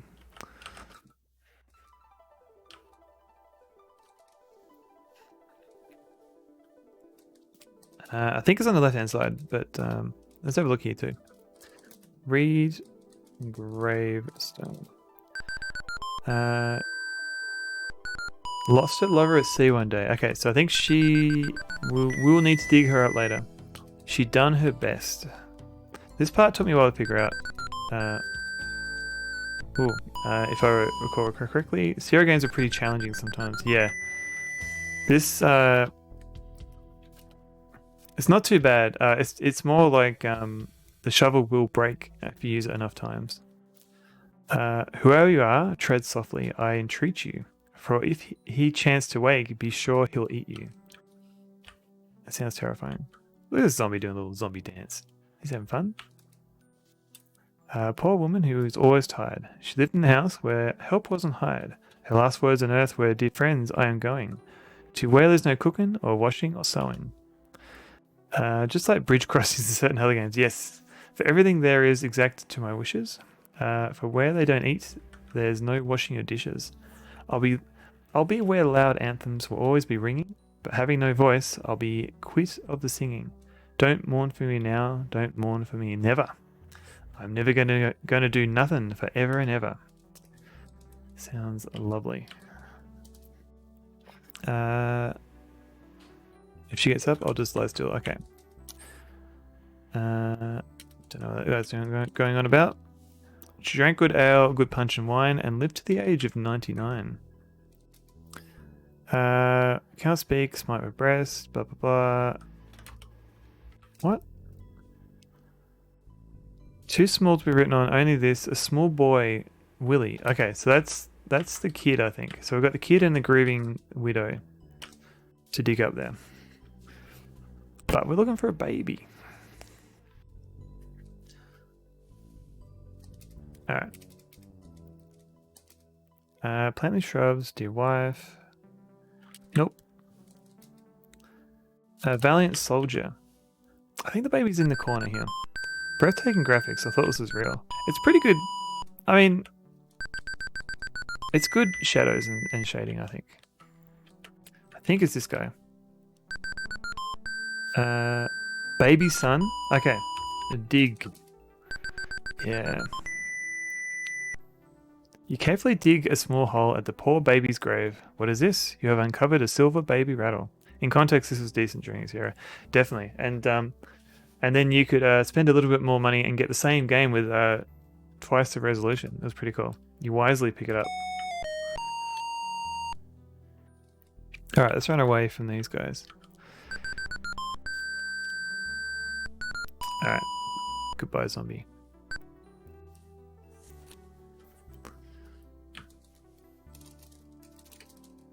So I kind of feel this puzzle does... What's that you hear? It's the sound of a crying baby. I do feel like this puzzle kind of wears out as well after a while. Because you solve it for a few of the ghosts. And you're like, okay, I'm over this now. I want to get back to the rest of the game. That's okay.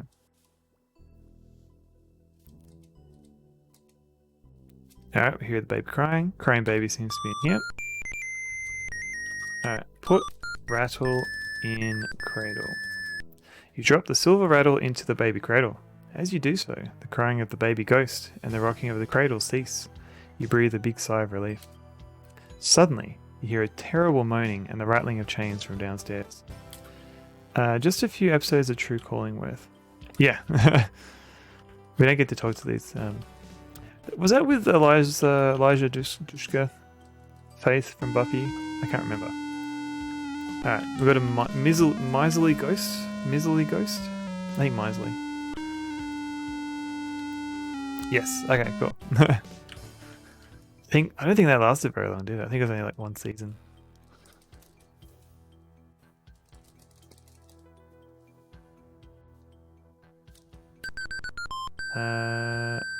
Being such a miser. Alright, here we go.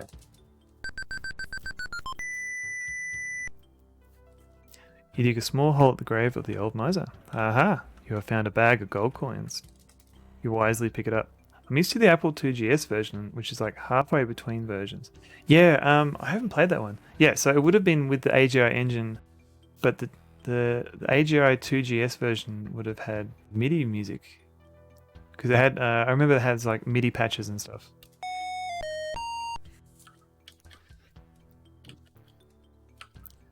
Oh, I could be wrong. I don't know if SCI was ported to 2GS or not.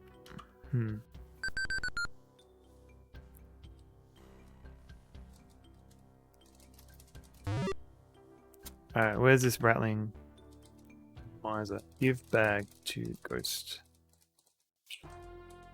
Where is he? He's not here. Hey, buddy. You offer the bag of gold coins to the old miser ghost. He greedily snatches it from your hands, and then promptly disappears. The sound of a sorrowful weeping floats down from upstairs. I think this is the sad lady. It uses the 2GS sound card, which isn't quite MIDI. Oh, okay, right. I'm a little bit unfamiliar with how the hardware works on that. But I just know that AGI has patches for its music, and I assumed it was MIDI. The sound of sad weeping fills the house. Oh, hey, buddy. Talk to Ghost. You try to comfort the lady ghost, but she doesn't respond. It seems as if she doesn't even know you're here, as she continues her deep sobbing. Let me cheer you up. Play flute. There is not anyone here who would be impressed with your music. Oh. It's a funky 15 voice, 16 with hacks. Sample and wavetable synth. That sounds pretty good, actually. Less than practice due to motherboard jank. Right.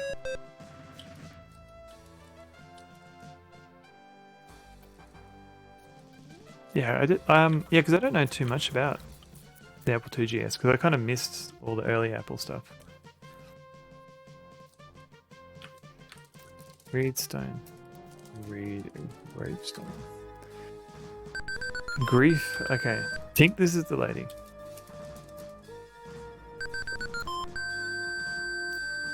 You carefully dig a small hole at the sad lady ghost's grave. Yeah! You have found a lovely locket. You wisely pick it up. Alright, lots of scabs going on there.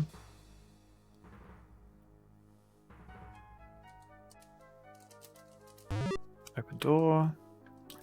Sound of sorrowful weeping. Alright, come on. Up we get. It's a lovely computer, but held back by a few dumb Apple decisions and the whole Apple Records lawsuit stuff. Oh yeah, that's right. I vaguely remember that. Like they were on an because they had the same name. They had an agreement. As long as Apple didn't get into music, it was fine. And then they started making musical computers. And then they started selling music via their iTunes. You hand the lovely locket to the distraught ghost. The locket seems to make her very happy as she vanishes into thin air. What's that? A loud wailing sound from downstairs now. They consider the Apple IIGS as entering the industry. Yeah, I guess like legally it probably was, you know, musically related.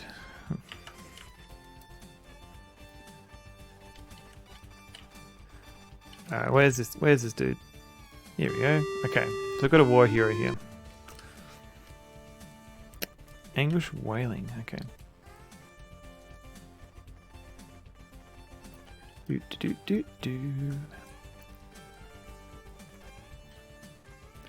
Read a gravestone.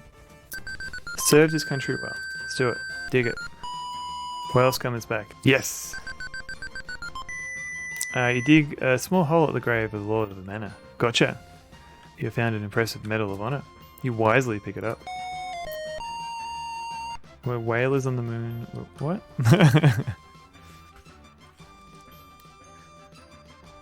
What else comes down here? We've got plenty of time.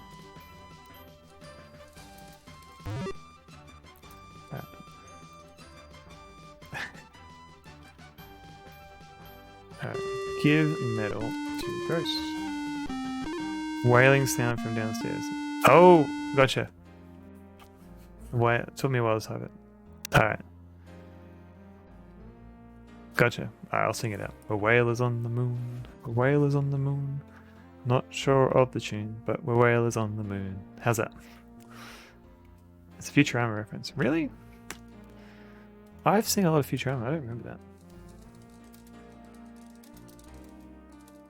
Perfect. Okay, cool. Satisfied, he vanishes into thin air. Ah. I think it's the second episode. First episode. Okay. I'll have to revisit. Ah, who's this guy? Who's this little kid? Sure he's not going to lead me to my death. Haven't seen much of it. Ooh. This ladder wasn't here before. I've seen a lot of Futurama. I think it's the latter episodes I've watched maybe bits and pieces of it. Yeah, it kind of all blends in together. Alright. Look at Ghost Kid. We're whalers on the moon, we carry a harpoon. But there ain't no whales, so we tell tall tales and sing our whaling tune. You can't, as the ghost has no substance. Right. Climb and down. Climb a ladder. What's a ladder? Okay.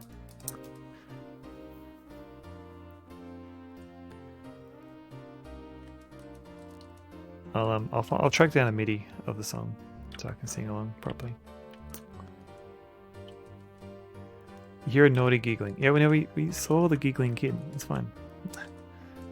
So I think the kid was this way. If not, we're gonna have to look at all the graves. Read gravestone.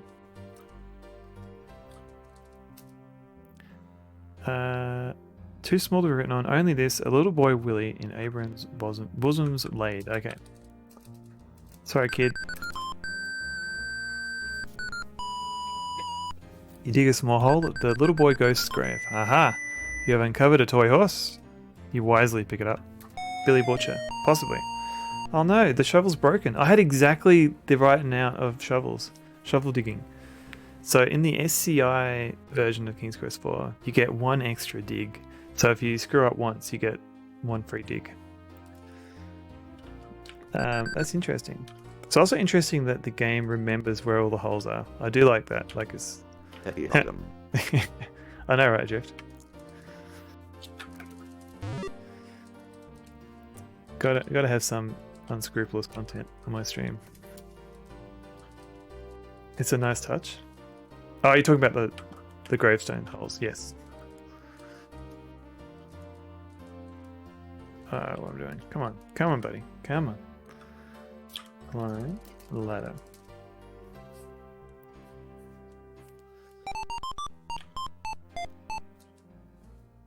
Give toy to ghost. You give the toy horse to the little boy ghost in hopes that he will go away like the others before him. For a moment, you fear that he will not, as he takes time to examine it carefully. Suddenly, he grins at you and in a twinkling disappears. Alright, open chest. Apple IIGS versions of Sierra games are interesting, so they actually make use of the sound chip. So its audio is fairly unique to those versions. It's also later versions that have a few minor tweaks in some cases. Yeah, I've heard of like Space Quest 1 having different background colors, and they've modified the text to reflect that as well. Like, yeah, the little minor tweaks. And yeah, I haven't really explored the... I do know that they had different audio, I just never really explored it that much. I've only really had... I've only really used like the DOS versions of Sierra games, for the most part. You peek into the open chest and find an old set of sheet music. You carry the sheet music and carry it with you. Sweet. Let's fall down the ladder. Climb a ladder. Also a sample of it saying battle stations in the first few seconds of the game. Oh really? In Space Quest 1? Haha, that's... I'm gonna have to track this down. I want to hear that now.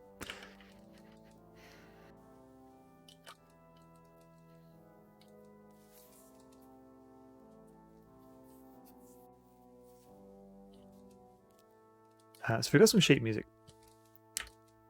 And we bumped into an organ over here. It's part of the alarm. Gotcha. Yeah, that sounds cool. I didn't know they did that. Definitely have to track Space Quest 1 and the Apple II GS now. Alright. Let my friend pull the 2GS CPU out and junked it. What? Why? Why would you do this? Like, on a dare?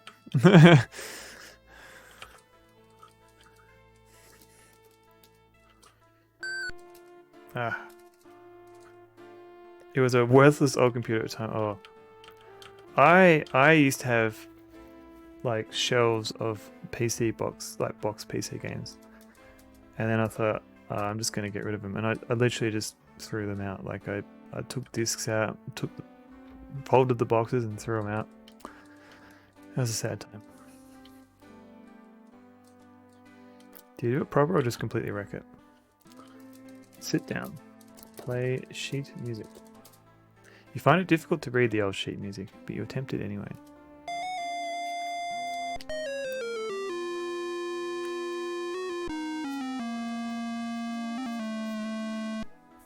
He was gentle with it. He wanted it for his CPU collection. Oh god. Oh, so the CPU's fine. It's just you junked the whole 2GS. Gotcha. I think that makes sense.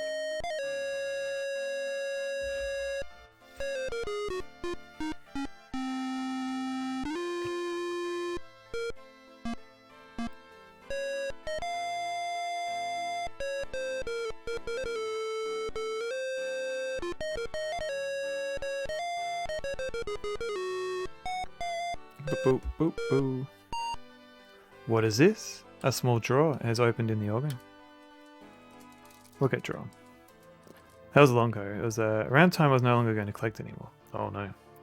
I've literally scrapped tons of computers over the years. Hello Delamonte. Some would be quite valuable today. Ah! I don't... Oh. See a skeleton key. Take the key. Okay. Stand up. Yay! Okay. This is going to kill me, isn't it? Oh.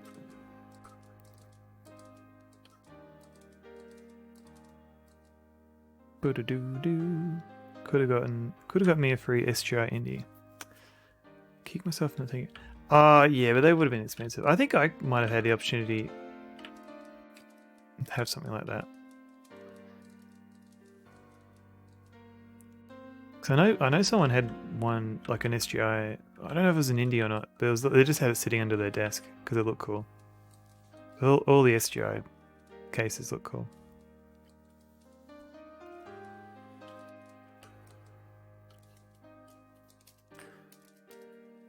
So we're almost done with the this subplot of getting Pandora's box.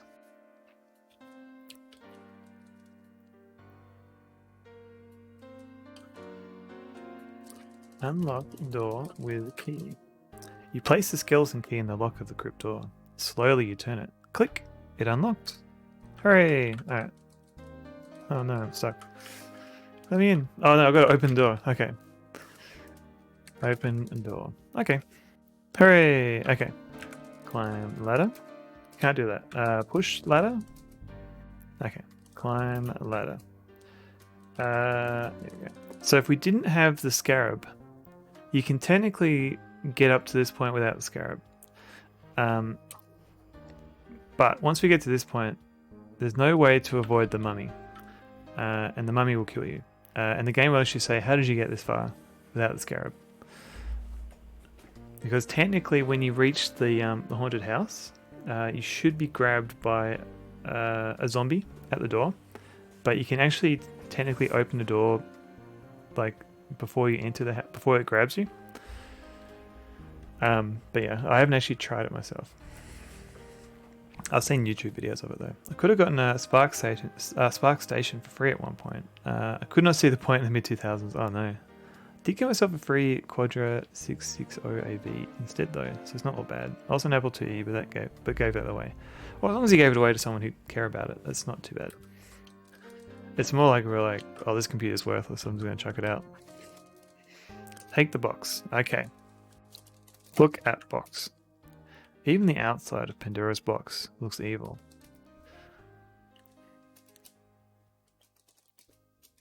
So this is another difference. So the AGI version has it has a different thingo. So in the SEO version, there's an animation here, and you open the box on any screen, and you'll see little demons. Shame on fact on my mic. Exactly. Still has it. It just needs to get distro for it. What's in the box exactly? But here in the AGI version, if you open the box, it actually goes to a different scene to animate it. Oh no! They've done all this just for like 1 second of animation. That was very foolish, Rosella. Now look what you've gone and done. You've freed the terrible demons and killed yourself in the process. My Apple 9600 is one of my flagship machines. I don't think I'll ever part with it. As long as you keep it in good condition. Whee! Thanks for playing King's Quest 4. Better luck next time. Yeah, so that only appears in the AGI version. Doesn't appear in the SEO version. Climb ladder. In the SEO, it just has the animation in the room itself. My dad won't part with his Quadrant 950. Oh. Yeah, I came into the... What's going on here on the ground? Are they just flowers? Like I got into the Apple ecosystem much late. Like it wasn't until like I got like a MacBook or something. Oh no, lots goons. It's sitting 2 feet from me at the moment. I plan to use it as a vintage DAW. Ooh. That'd be kind of cool. Yeah. I wasn't sure how to pronounce it, DAW or DAW, but I know what it meant, yeah. She smiles an evil smile. You know, I've never asked your name. What is it? Does the scarab break? I seem to remember that happening, mixing it with the shovel. Yeah, the shovel definitely breaks. The scarab has never broken, in my experience in the game. You tell her Rosella. Why is my sound off again?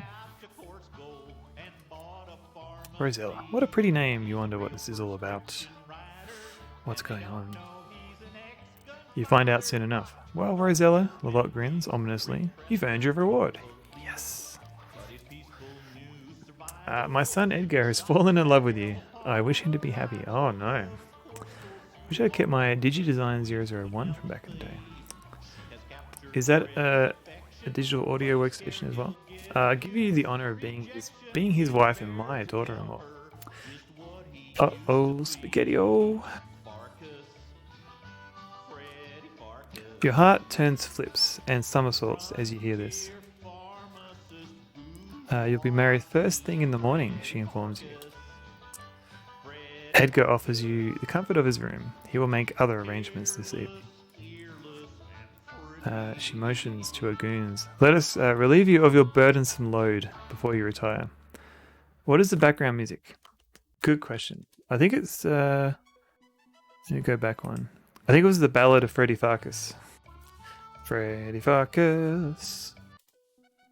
Yes, it was. You're so shocked by this tragic turn of events that you hardly notice your possessions being taken away.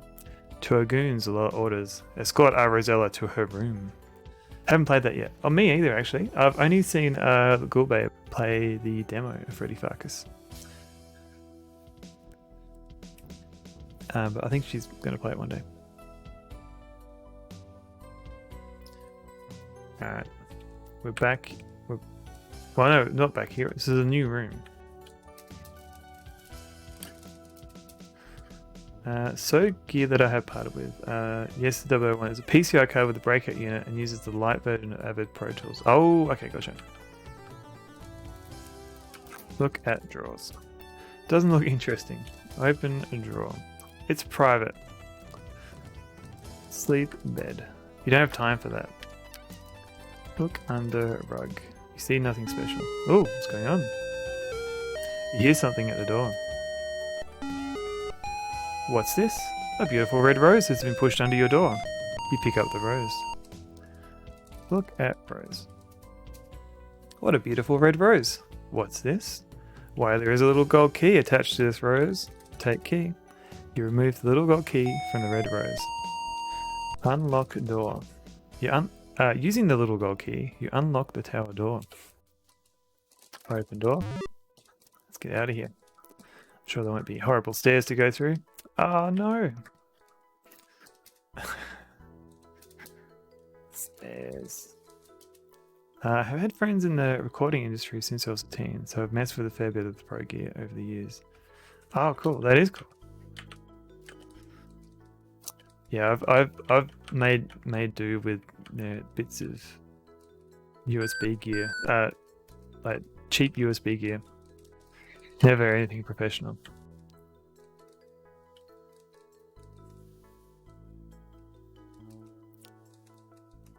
Can I get through here?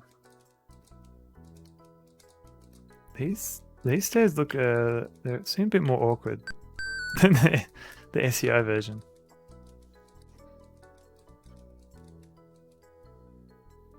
Alright, save. Your one weakness.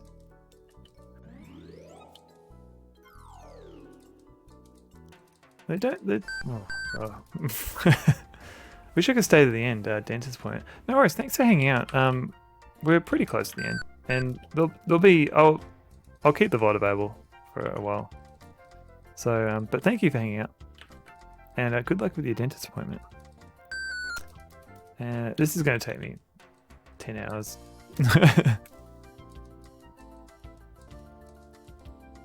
Hey, okay, that was better.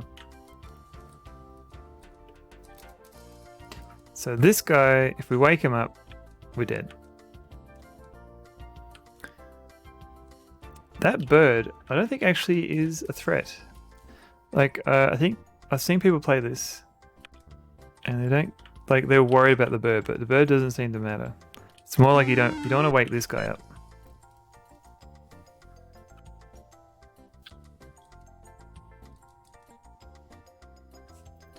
Alright, open a cupboard. What's in here, I wonder? Here are all your possessions. Take possessions. Take stuff. Okay, so we've got everything. Which item will we need for the end of the game? Good question. Alright, let's run away. Oh, this isn't good, Rosella. You've done it this time. Talk to bird. I don't think I need to talk to bird, but I can try. Talk to bird. Caw, caw. Pet bird. How can you do that?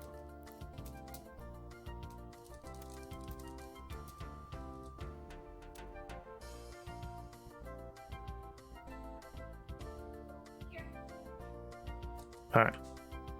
Now you can ask these guys some questions. That's true. Kill dude. Kill man. You are not a murderous girl, Rosella. How dare you even suggest such a thing?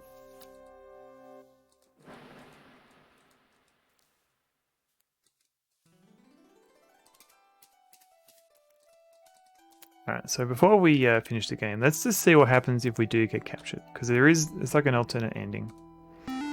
Oh no, run away! This isn't good, Rosella. You've done it this time. The henchmen have taken your rose and you no longer have the gold key. It looks like you're destined to be Mrs. Edgar.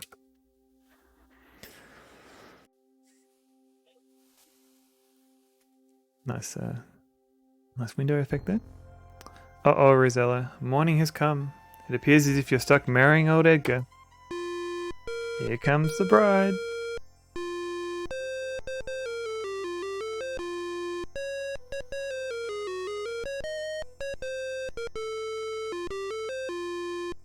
Now pronounce you man and wife. Edgar, you may kiss your wife. Can't relate. Painting isn't going to help, Rosella. There's no getting out of this one. You're stuck being Mrs. Edgar for the rest of your life. Not to mention having old a lot for a mother-in-law. Good luck. You're going to need it. That was one ending. I have also had friends in the print industry too, and was looking at buying an H1 Heidelberg dye subprinter in the late 90s. One of my friends was able to do a CMYK to Pantone conversions in their head. Whoa. Congrats, Rosella, yeah. I was never that good at colour matching though. No. Yeah, color theory and everything is. I wish I was better at that. It's all magic to me.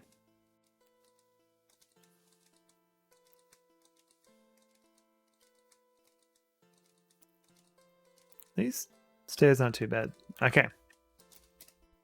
I can't do that now. Try again elsewhere. I literally can't save in this room.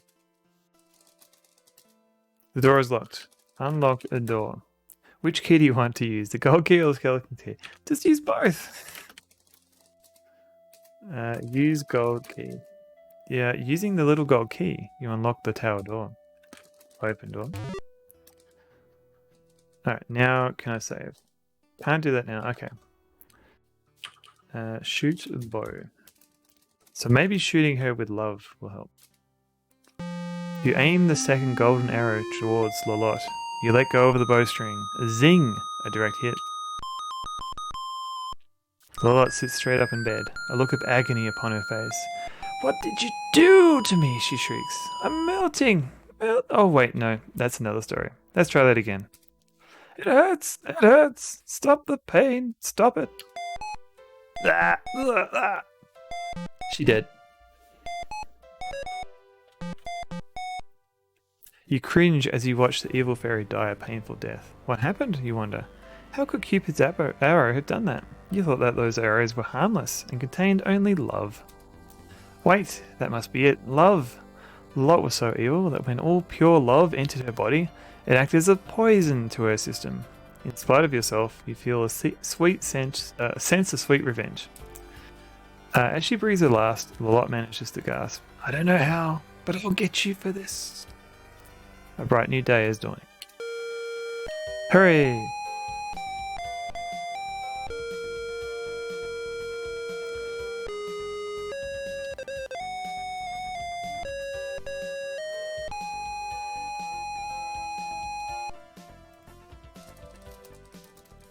Now that you are a murderer, can you kill everyone in the castle?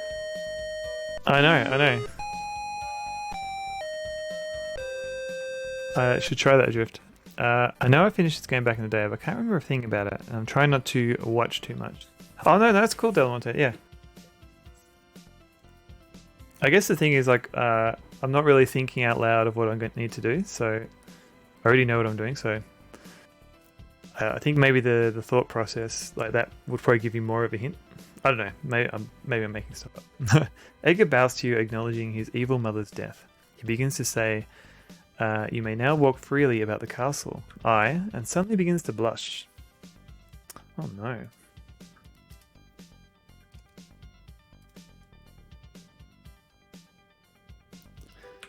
Alright, so one thing I cannot forget to do, what's going on,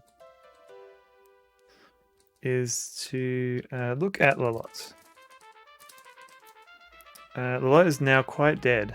Janessa's magic talisman hangs from around her neck. Take talisman. Okay. And we'll save. Oh, I can't save here, so I gotta...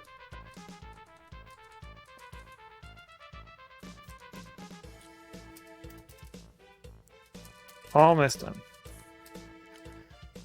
Can we get down these stairs without dying? Probably not. Hey guys, how's it going?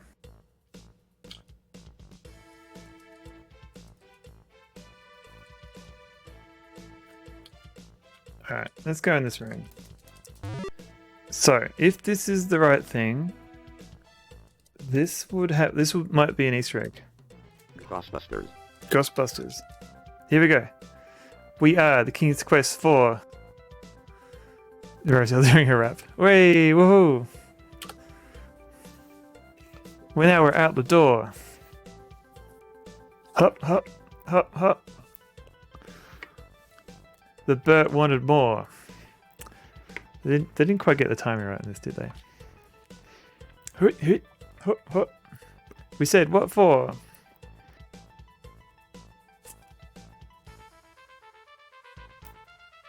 The game's already a sight to see.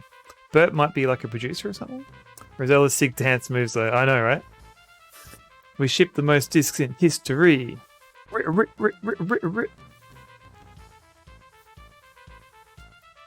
More changes keep coming from Bert every day. Who's Bert, you say? This is like that Sims cat breakdancing meme. Oh, I'll have to look that up. We just had to say, no way. She went to Rick with changes to make. King's Quest for Bert Rick. She said to her, give us a break. Oh, Roberta Williams, of course. Hadoy. She continues on and gave him lip.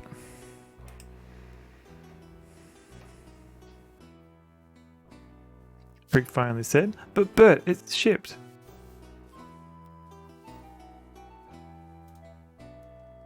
Who's Rick then? So we are the King's Quest 4.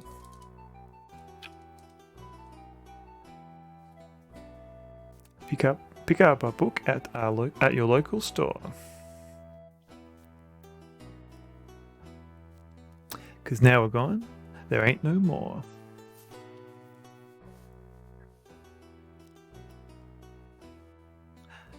I hope everyone appreciated the rap.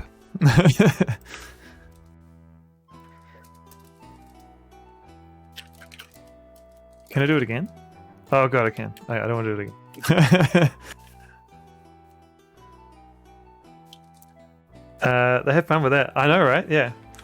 So it only appears in like really early versions of the AGI version of King's Quest 4.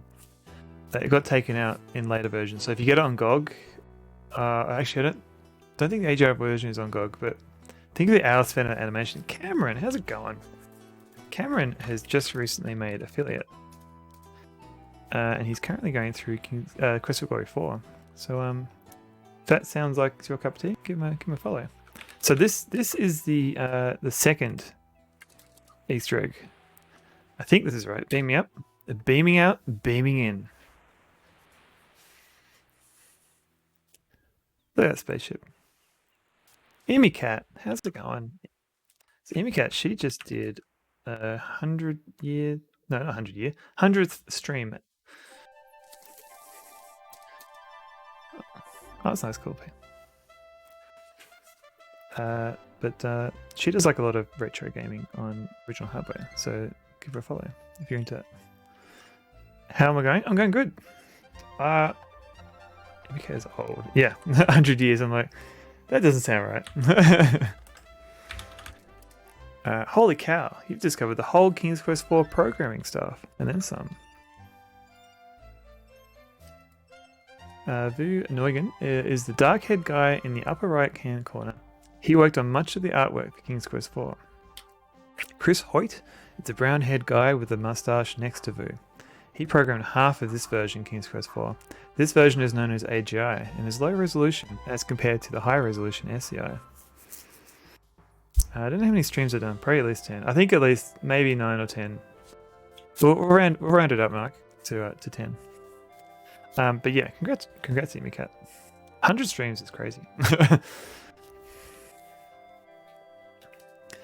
John Hamilton is the brown-haired guy at the right front of the room. Okay, he programmed the other half of the AGI version of King's Quest 4. Okay.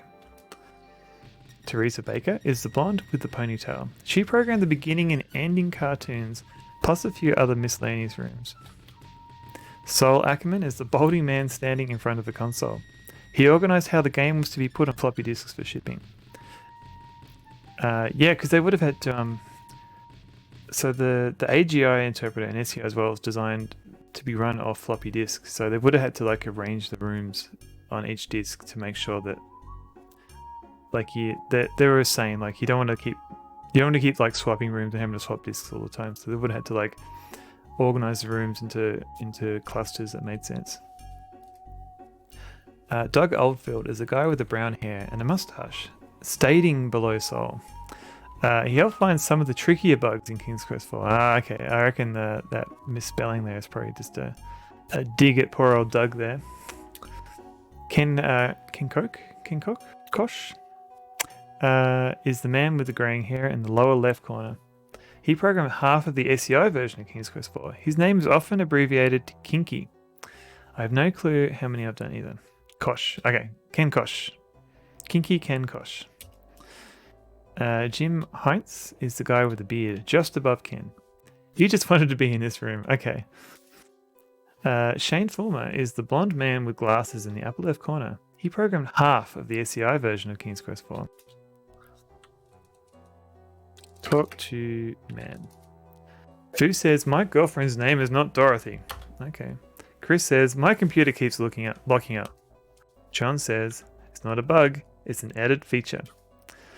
Teresa says, so did they just install a bowling alley upstairs or what? Sol says, see you later, I'm going swimming in my lake. Doug says, the ogre walked up the walls. Honest. Ken says, quit calling me kinky. Jim says, hey guys, be sure and put me in this picture. Shane says, has anyone seen my BB King tape? Look, burger. What's a burger? Look, man. Just as it appears. Look, stars. See nothing special? Look, window. You see ships and hamburgers and computers. Wait, you must be seeing things. How about this? You just see spaceships flying by. The AGI version looks pretty good compared to, say, Space Quest 2. Well, this is a later version of AGI. So this is using AGI 3. Yeah, version 3. Which added a few extra things. So, Space Burger, exactly. So it added LZW compression, so they could fit more onto the discs, so they had better graphics, and that was like the main thing. I think they added some minor changes to like the graphics, like priority bands and stuff. I can't remember what else they've done. Like audio and stuff didn't really change. Beaming out. Okay, so that's easy enough to come in and out. Beam me up, so I can go back up. Okay, cool. Can I go beam me down? Hey, go.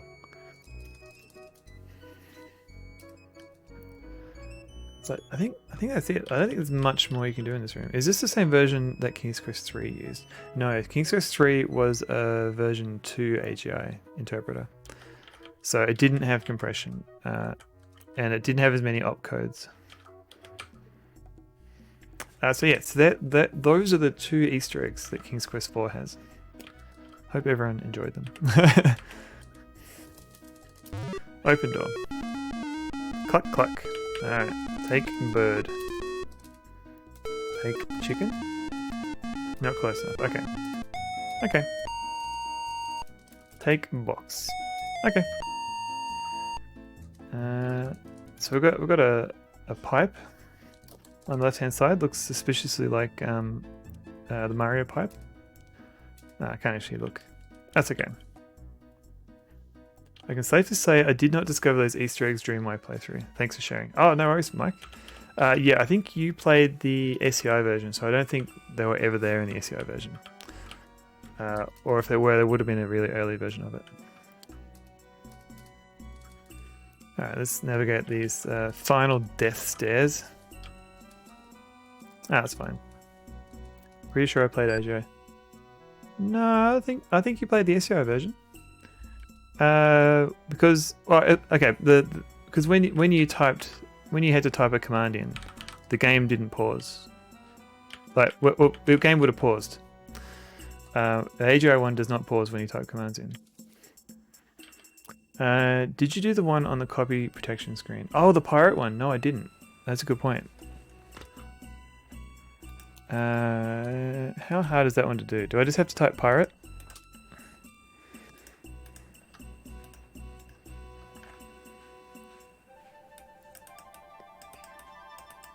Oh, okay. Once I load up and check, I just remember from the clips, because I think you from the clips you were playing the SCI version.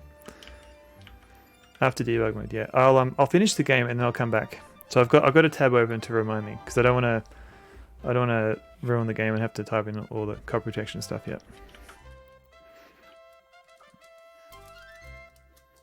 Look at unicorn.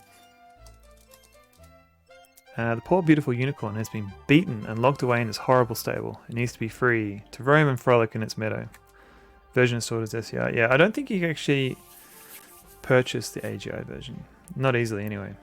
I know you played it with MT32 audio. This is the first game to use it, I'm aware of. Yes, Mike did play with MT32 music, which AGI version does not support. As soon as you open the gate, the splendid wild unicorn impatiently leaves its hated prison. It quickly trots out the open stable door to freedom. See ya.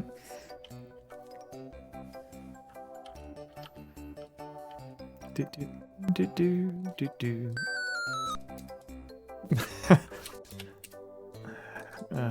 Let's try that again. Do I have Pandora's box? I do. Okay. Okay. Alright, remember to save often. Do do do do do do do do do do. Attrition cliffs. I know, right? I know. Alright. Let's go. Yeah. Can you win if you leave the unicorn? Yes, you can. The Pandora's box, the unicorn and the chicken, you can leave there and you don't have to worry about them. But I feel bad for the unicorn and you get a few extra points. Alright, see you again. Bye!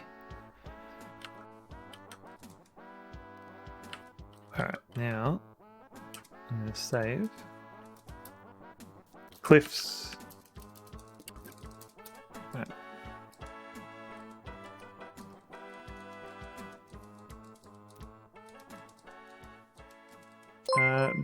Bezerate, thank you for the follow. Or Bezrate? Either way, thank you for following.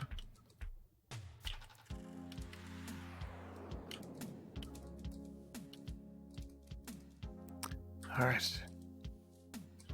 We're free. We've got a magic fruit. Look at fruit. Magical fruit has a peculiar shape to it, although you must admit it does look mighty tasty. Well, maybe I should eat it.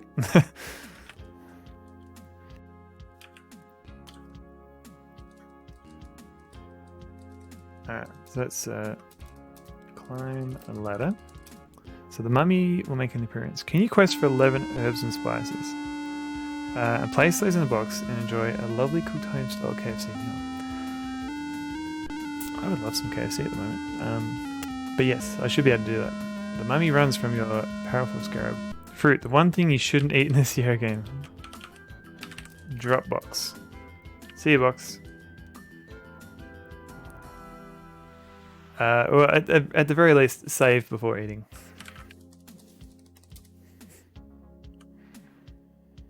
Alright.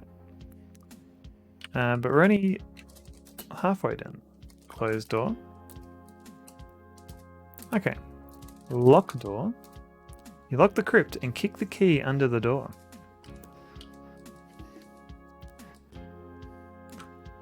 So we've freed the unicorn. We've returned Pandora's box and made sure that no one can access it. Except the magic fruit in Arena's piece. Yeah. Although that's got nice calming music. And even then I would have saved it before trying to eat the fruit the first time.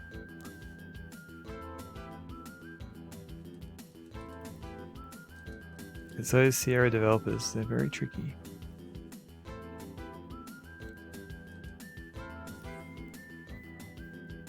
I think, yeah, I can't, nothing is coming to mind. I think I've done everything.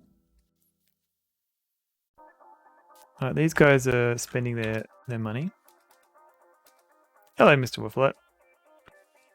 Is daylight again? Yes, it is, yes. Can we talk to the fishermen? Are they still here? Still here.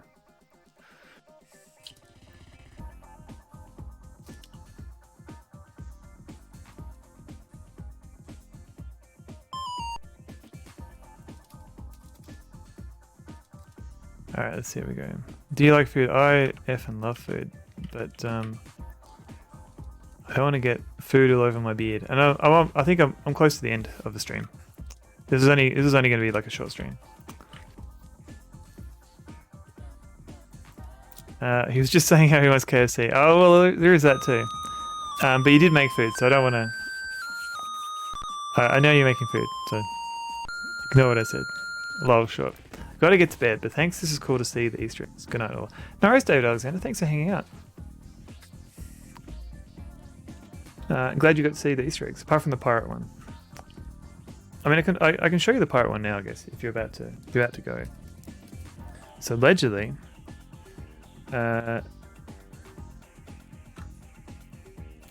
unless King's Quest, I might have to do the debug from the start of the game. So I'd have to wait for to finish the game first.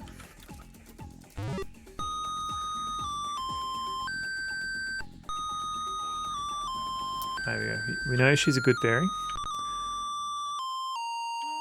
Just lobbed for 10 minutes on break and saw everything. Saw everything.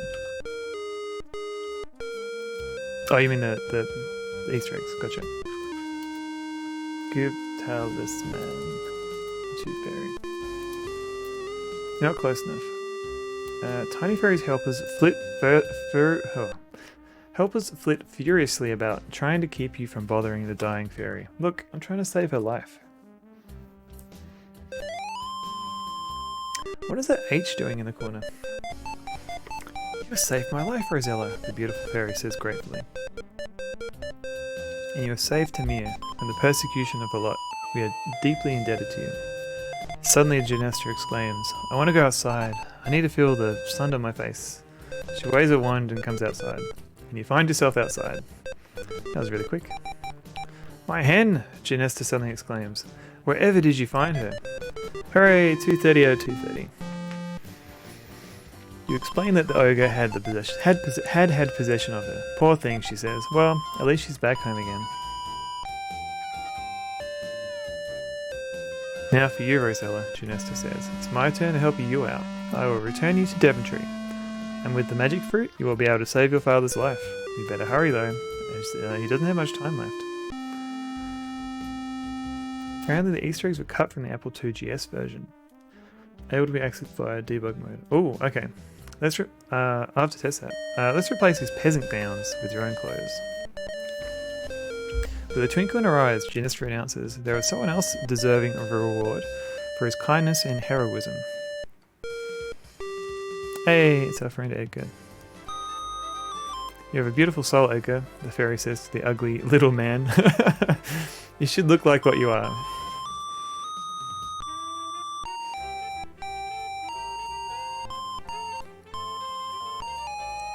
Doink. This handsome hunk is Edgar? Rosella, he says, I love you. Will you marry me? You think about it.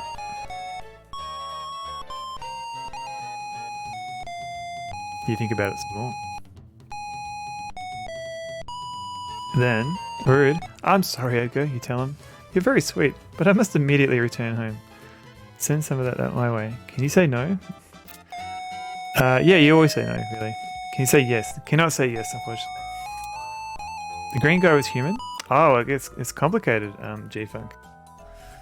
Have to wait until King's Quest 7 to see his whole story. We'll never see him again. Leave him, Rosella, he ain't important. You know, perhaps we'll meet again, you say. Nah.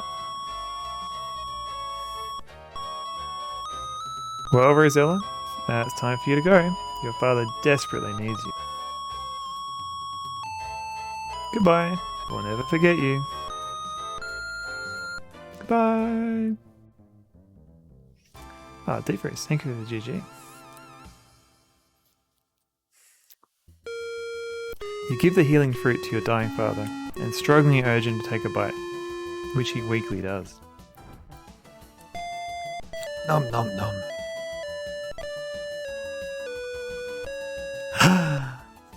How are you feeling, father? You excitedly ask him. Never felt better in my life, is his reply. What is in this fruit anyway, he wonders.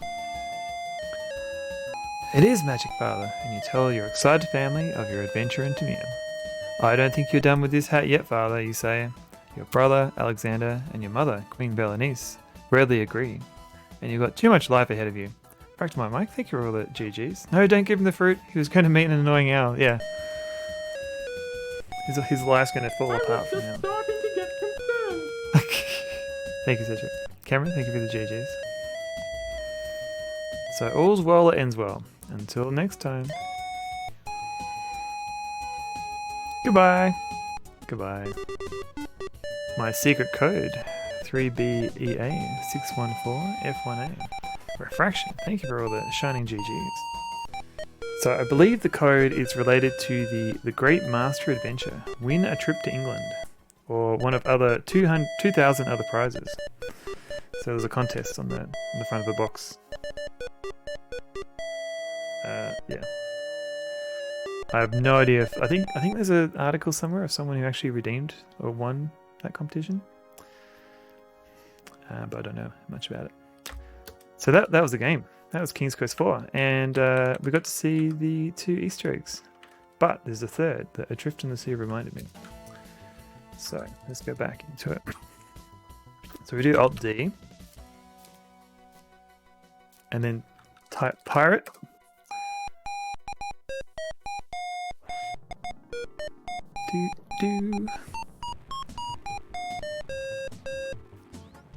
There you go. Your privileges to the game have been suspended because you are a pirate. Dirty, filthy pirate. Yar. Alright, I'm gonna write that. Getting some emote ideas. Okay. This was an impromptu stream. I was goaded into it. So we played a little bit of Cosmonauts, a nice version of Cosmonauts. Then we played some Keen 4 practice. Wasn't too bad. I managed to finish it without cheating, which is good. That was great. Have a great night, game. No worries, Cameron. Thanks for hanging out. Thank you for the G-Funk. So let's see who's on. Let's see who I can stream. Raid. Actually, I think Zeddy's on. I'm going to raid Zeddy. Thanks for succumbing to peer pressure. Thanks. I think everything. Yeah. Okay. So I'm gonna raid Zeddy. So they're another Australian streamer, and they're playing Power Wash Simulator at the moment. So go in and say hello. My raid message is usually just okay, but seriously, no more practice. Okay. My raid message is just Sonneveld says hello. Chuck in a few emotes at the end if you want. We said no more. Oh, G-Funk, it was just something to fill in the stream. It wasn't much to practice. Refraction, thanks for stream. No worries, you're welcome. Yeah. It's coming through pressure. Yeah, Neko. Drift, thank you for the GG. I think I said thanks, Mike, but thanks anyway.